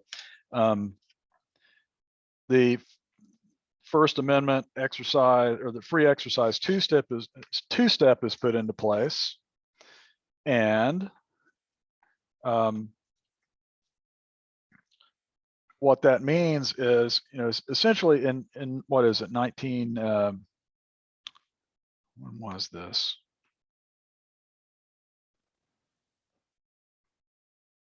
Now peyote is, I think not considered an illegal substance. It's a controlled substance, but it's not contraband necessarily. You got to have a card to get it. But anyway, so the suit here was, or what the Supreme Court wound up with was, this went back into because so Smith sued the state, the unemployment division, and then that, of course, went into the Circuit Court of Appeals, which was employment division versus Smith. Okay, so that's why they flipped the petitioner versus the respondent. So this was a case that goes to the Supreme Court, and Justice Scalia here is saying, okay, well, does the Oregon Supreme Court basically, is it going to prohibit peyote? Is it okay for Oregon to keep peyote illegal if it's recognized as a sacrament to this particular religious organization? And Scalia, again, writing his usually pretty well thought out opinion. He says the government may not compel affirmation of religious belief. We know that. It cannot punish the expression of religious doctrines it believes to be false. It cannot impose special disabilities on the basis of religious views or religious status, or lend its power to one or the other side in controversies over religious authority or dogma. This is Scalia. And what he says is that the respondents in this case, Smith, seek to carry the meaning of prohibiting the free exercise of religion one large step further. They contend that their religious motivation for using peyote places them beyond the reach of a criminal law that is not specifically directed at their religious practice. That's the key. It's not specifically directed at the religious practice.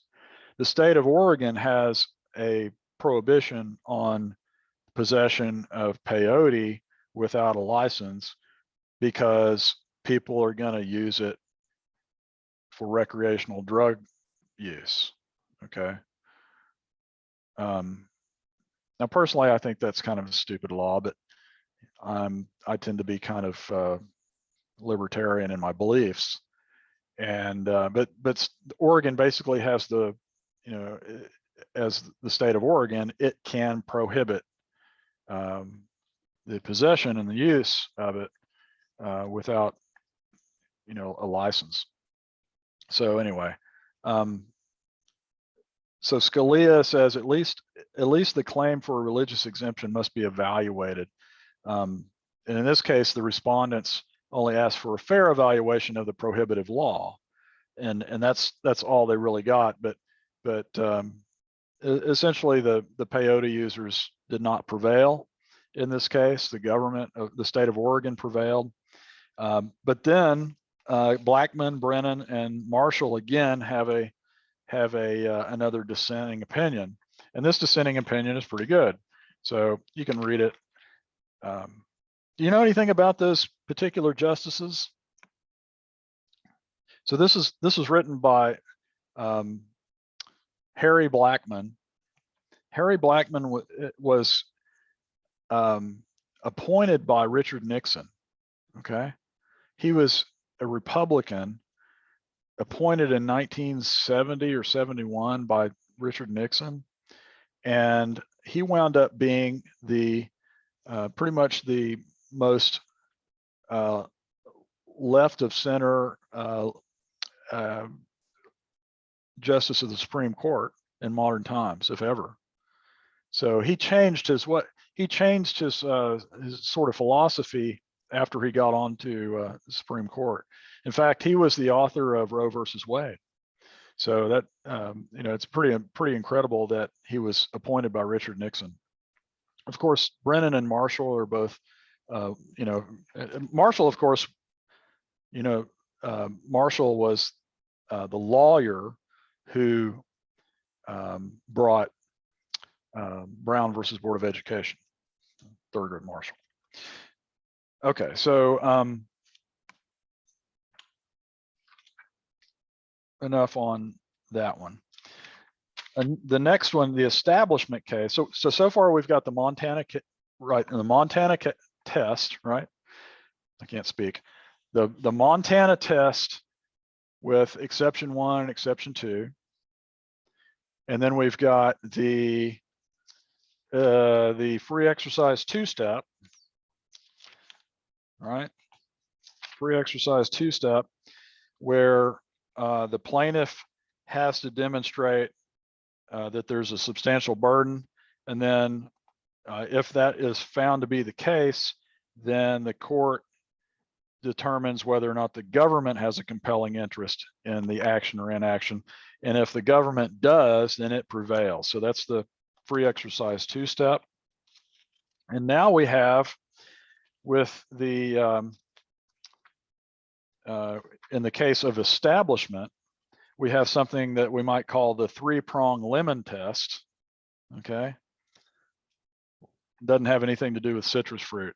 It's named after a particular justice. So, but the three-prong lemon test is the test for whether or not the government has is violating the Constitution's prohibition on establishment. Okay, establishment of religion. Okay. Is the government in violation of the constitutional prohibition on establishment of religion? That's what the lemon test. That's what the lemon test tests for. Okay. And the way it works is that all of these things have to be in place. All three of these prongs have to exist for something to not be, or all three of these things, let's see, is that right? Yeah, all three of these things have to be in place if there is a violation of establishment, okay? So number one, does the action or inaction of a policy have no secular purpose? And number two, does this policy primarily push a religion? And number three, does it excessively interweave policy with religion? So essentially the second and the third are usually considered basically the same, all right? So an action or a policy violates the establishment clause if it has no secular purpose. Well, that one is almost always a pass for the agency. Okay. And so it often falls into the sort of combined number 2, 3. Is the principal effect to advance a religion, or is it excessively entangled with religion? All right. So the secular purpose test is easily passable because you can always say that, you know, a location, a sacred site can be preserved because of historical, cultural value, not necessarily to a particular group, just to everybody. Now, this example, this case of Access Fund versus Department of Agriculture, which was a 2007 case, involved a potential establishment case. This is page 592. And what your author says this right off. He says that it's the establishment cases that tribes tend to win, not the free exercise cases. And in this case, the tribes won. They prevailed. They didn't necessarily win. But sacred sites on federal land usually get some degree of protection, you know, if they are sacred sites for different certain religious group. And in this case, it was an example again of the Forest Service, okay, trying to not please anybody, right? So the Forest Service bans public access to a site. Well, they didn't ban public access. What they did was they established a rule that you couldn't rock climb on this site anymore. It didn't mean that people couldn't hike to it and look at it. It just meant that they weren't going to allow rock climbers to get on it, because the rock climbers had already kind of desecrated it against Forest Service rules. And so there was clearly some desecration taking place. Access Fund was the pro climbing group, and the Department of Agriculture is representing, you know, that's essentially the Forest Service umbrella agency. So here we got an example of limited recognition as a sacred site, which then will keep one type of use from occurring, but it doesn't necessarily allow one group only to use it. So again, Forest Service didn't please everybody, really probably didn't please anybody, but it didn't favor anybody either. So again, Forest Service took the moderate step of not banning all non-Indian activities, only those recognized as desecrating the religious use. Here's an interesting point also at the bottom of this page. The purpose that your author says, the purpose of the lemon test is to distinguish between those laws which inadvertently or indirectly benefit from some aspect or benefit some aspect of religion, which are valid, and those laws which are specifically directed at benefiting a religion, which are invalid. So it distinguishes between policy that that may benefit a religion sort of accidentally from those that are actually directed at benefiting a religion. So if you're protecting a rock because you don't want a bunch of rock climbers tearing it up, and, driving footholes and stuff into it, then you can say, well, okay, we're not going to allow you to climb on this because you're going to tear it up. And if that just happens to be something that also supports the religious a religious practice that recognizes it, well, then so be it. But there has to be there has to be some secular reasons also. So that's kind of the workaround for the government. All right, so we've completed chapter 27, looking at, there are a lot of different cases there. We start off with the American Indian Religious Freedom Act, AIRFA, which you might just refer to as hot AIRFA. Then we have Snowball number 1, Wilson versus Block. That's about this ski resort, and it was an attempt to stop the expansion of a ski resort by the Hopi and the Navajo, and they were not successful suing under the American Indian Religious Freedom Act. Then Snowball 2, which is not in your book, I discussed that. It's the Navajo Nation versus the United States Forest Service. That was the one in which the Forest Service or the ski resort was using treated sewage water to create artificial snow, which the Navajo Nation recognized as a blatant desecration to a religious site. Again, the tribe lost because they couldn't find any teeth in the American Indian Religious Freedom Act. Ling versus Northwest Indian Cemetery Protective Association was the example of actually, I didn't really talk about the specifics of that case, but it was, if you recall, it was involving 3 tribes up in Northern California. And this was, the problem was the Forest Service was building a road, a 6-mile road, and the construction of a road would increase the noise level in an area that was considered sacred and used by these 3 Indian tribes.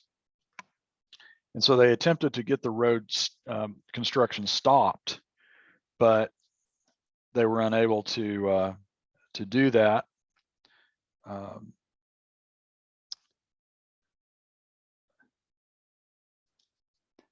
They were unable to do that, and all of these initial cases were based on free exercise, so they couldn't demonstrate the impossibility for them to exercise a religion. And that was also the one that Sandra Day O'Connor wrote the majority opinion on. And the author of your textbook says, oh, this is awful, but actually if you read it, I think you'll find that it makes a lot of sense. you know, the author of your textbook's not necessarily unbiased. So, and then the employment division versus Smith, another free exercise issue with the peyote. And again, they lost. The only thing that was shown to win was the one that tested establishment. So lemon, the establishment lemon test. Is that what we call that?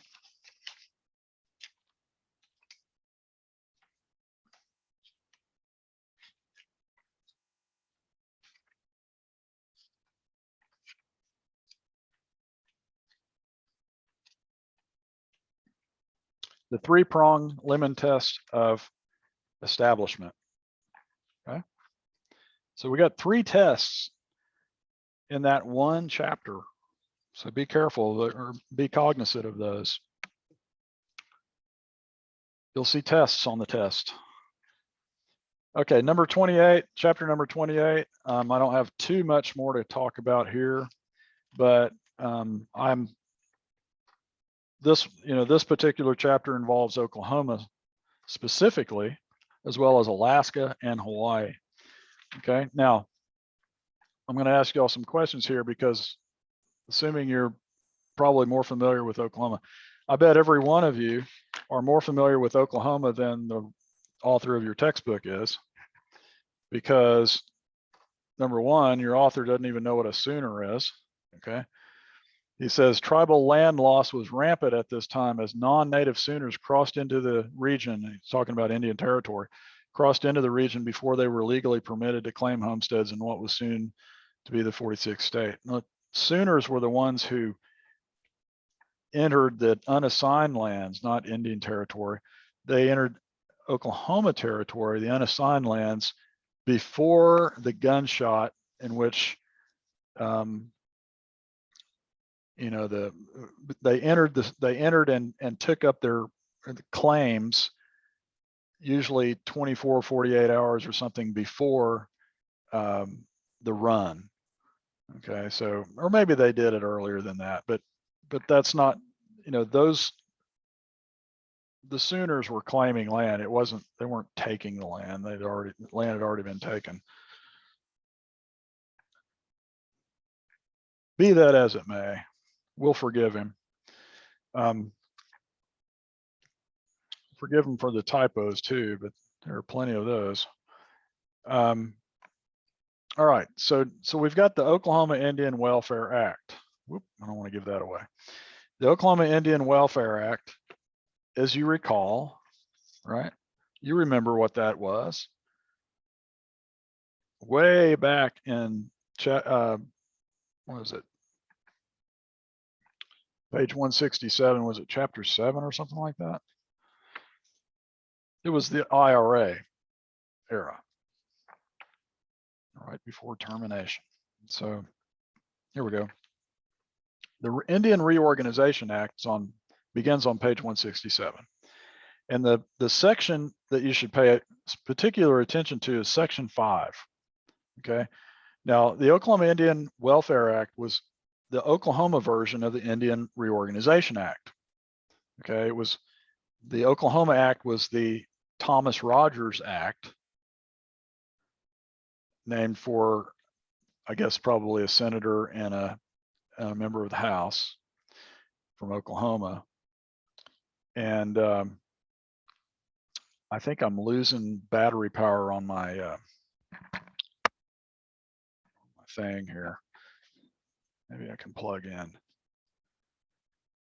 Well, anyway, let's hurry.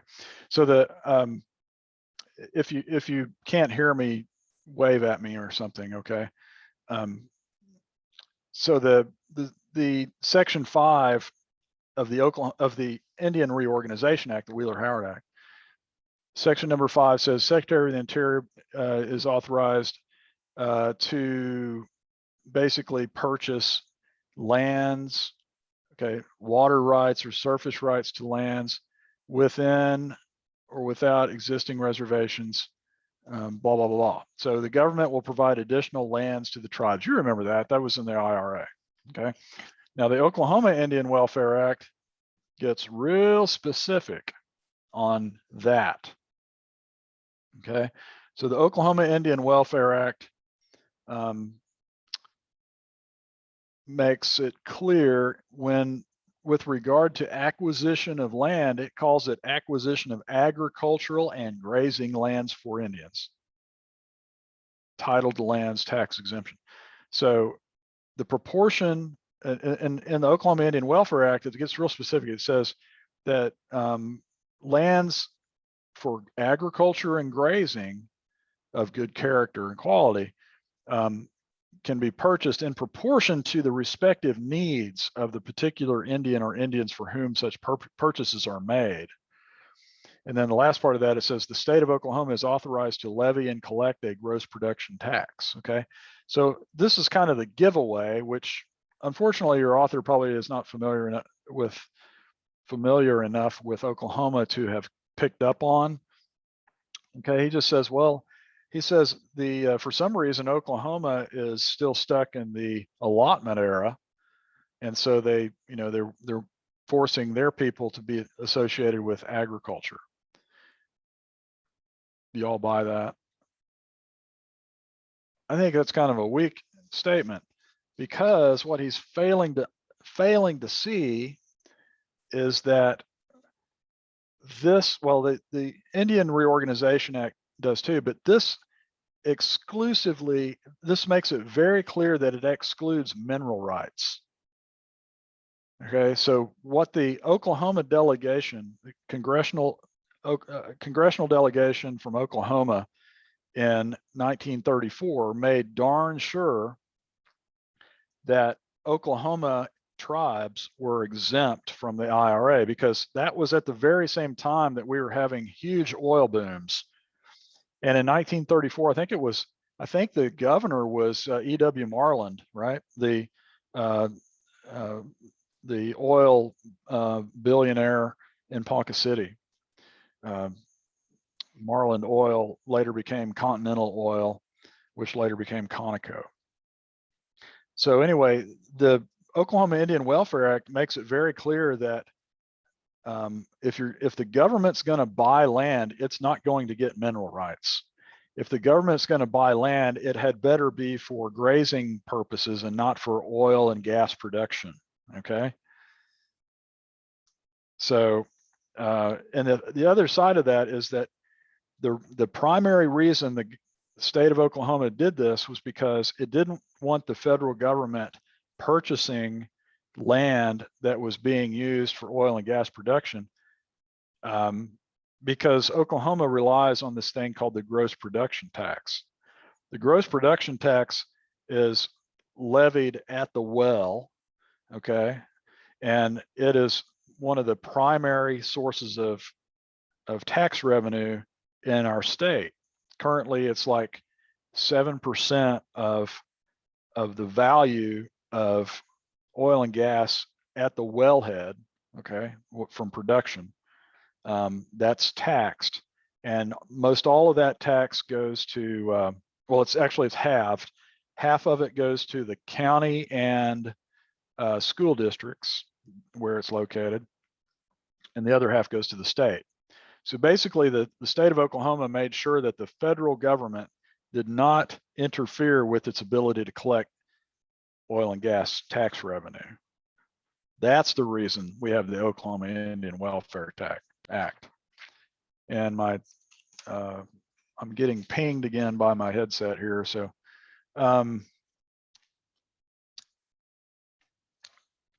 also notice this, which I didn't realize, and Sarah will be interested in this with your research project.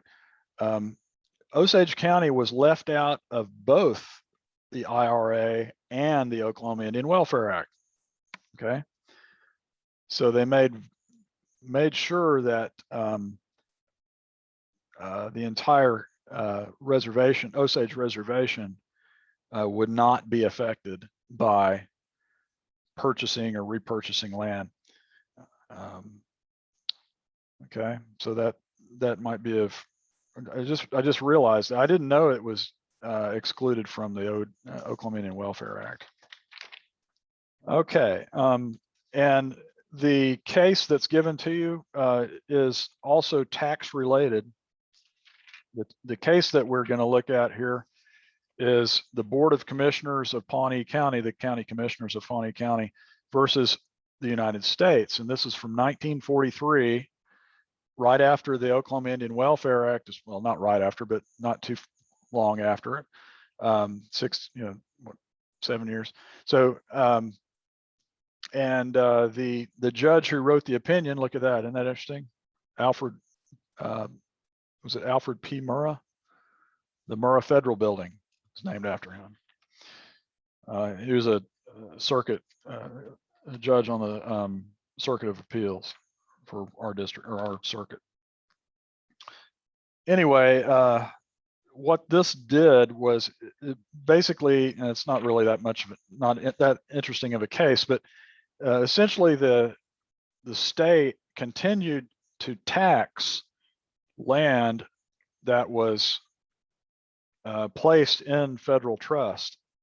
So you have this, this land that this family in Pawnee, they had this parcel of land or two parcels of land placed into federal trust, but they continue to get taxed for it by the state of Oklahoma because who knows why, no good reason. State of Oklahoma assumed that it could still tax trust land.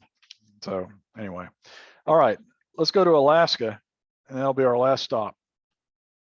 Alaska is really weird, really interesting, in that it's got 229. Oh, by the way, Oklahoma has 39 federally recognized tribes, not 38.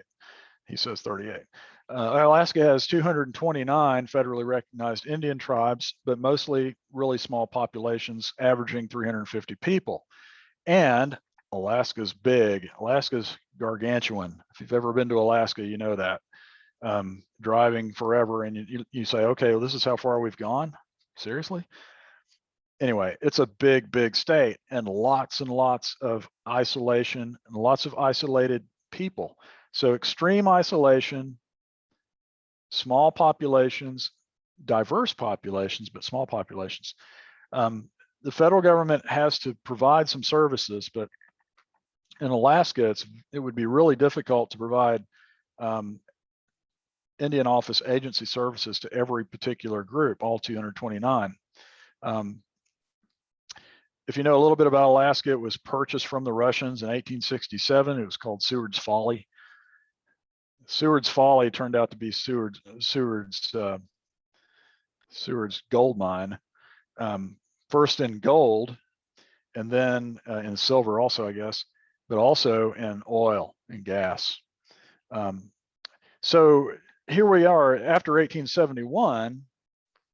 It's purchased in 1867. We could have made treaties, but then after 1871, there are no more treaties. So if that means those 229 recognized tribes don't have any treaties with the United States. So there is an inherent problem, right? If you don't have, they did have federal recognition in some way, but they didn't have any treaties recognizing Indian title. They didn't have any treaties extinguishing Indian title. And this was not much of an issue until the 1950s, when I was mentioning Conoco earlier. My father started his career with Continental Oil up in Ponca City, and Continental was one of the first oil companies to engage in vibroseismic oil exploration equipment. And so my dad was involved. My dad was going to Alaska before I was born. In fact, he was in Alaska for much of the time I was being carried by my mother in her womb. So anyway, in the 50s, in the 60s, the oil exploration brought on this big serious problem. If you don't have any recognition of tribes and no recognition of their land claims, how in the world are you going to be able to legally develop oil and gas fields? And you've read about Tehatan, which was a case where a tribe tried to present a claim against the federal government, but the government couldn't do anything because the government had never recognized it as having a Aboriginal title to the land they were wanting a claim on.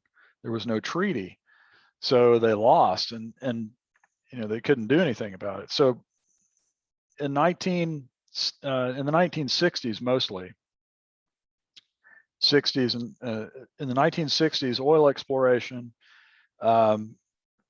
presented this issue. How are you going to deal with all these native peoples who are going to start claiming the land and claiming the mineral rights and everything?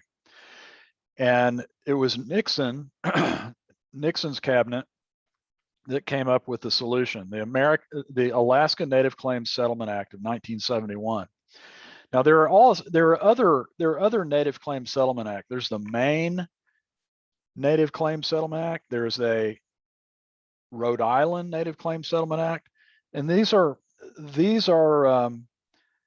a way of dealing with or recognizing rights to land without having to draw up treaties and extinguish title and so forth. What it did in Alaska was it produced, rather than mapping out land claims, exclusive claims by different groups. If you've read through this law, it created two types of entities in Alaska. It created the Alaska Native Village Corporations, which were the local 229 entities, tribal entities. And then it grouped all of those by region. So each one of those Alaska Native Village Corporations are a part of an Alaska Native Regional Corporation. So there's a local and a regional corporation, rather than a nation of people, rather than a tribe. People are members of a corporate entity, and the stock within those corporate entities are owned by those members. Okay, and that stock has some restriction on its sale, so it can't be removed from those local and regional corporations. And what that does is it allowed it basically this law cleared all of the Indian title from all of Alaska. So there is no, number one, there are no Indian reservations in Alaska. Number two, there's no Indian country in Alaska, period. Okay.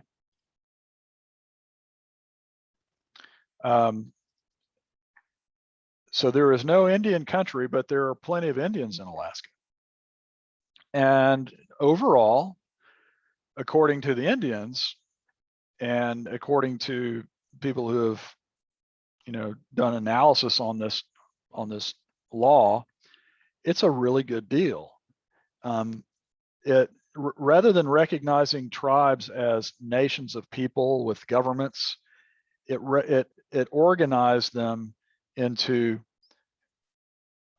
non-static, sort of dynamic corporations that can receive royalties from oil and gas revenue. And that's what they do. They receive. They're basically it's like, okay, here we have Alaska. It's full of natural resources, and depending on your location there, your region, you're going to be entitled to a cut from the development of all those resources, oil and gas, timber, mining, copper, whatever. So the state's going to get some of that revenue in the form of levying taxes on it, like the gross production tax, but the tribes automatically get a certain percentage of that, and that can't be taken away. Not only do they get a a share, their shares are growing, and then those monies are actually invested. So it's a long-term fix, and you just kind of have to. This section doesn't really elaborate too much on the way that it works. It really deserves a chapter or two of its own, but so I guess you got to take my word for it here, unfortunately. But it's an interesting fix to a really, really big problem that Alaska posed. All right, it's about 8 o'clock, and oh yeah, there's one more test.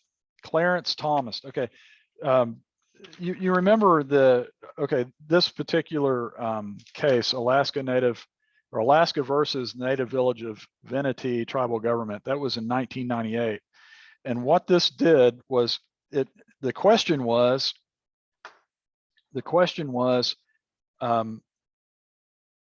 we know that there's no Indian country, right, after 1971, and well, there's no Indian country in Alaska. But this village way up in the Arctic Circle had purchased its site, kind of like the Pueblo. They had fee title to this location, and the question was this did this qualify as a dependent Indian community under the 1948 definition of Indian country? Okay, so the question was, if this is a fee village land, is this Indian country? And you could probably guess Clarence Thomas wrote this opinion. Is it a dependent Indian community? And it's not. It's not a dependent Indian community. And he arrived at that through what we might call the Thomas's test for a dependent Indian community, or his dependent Indian community test.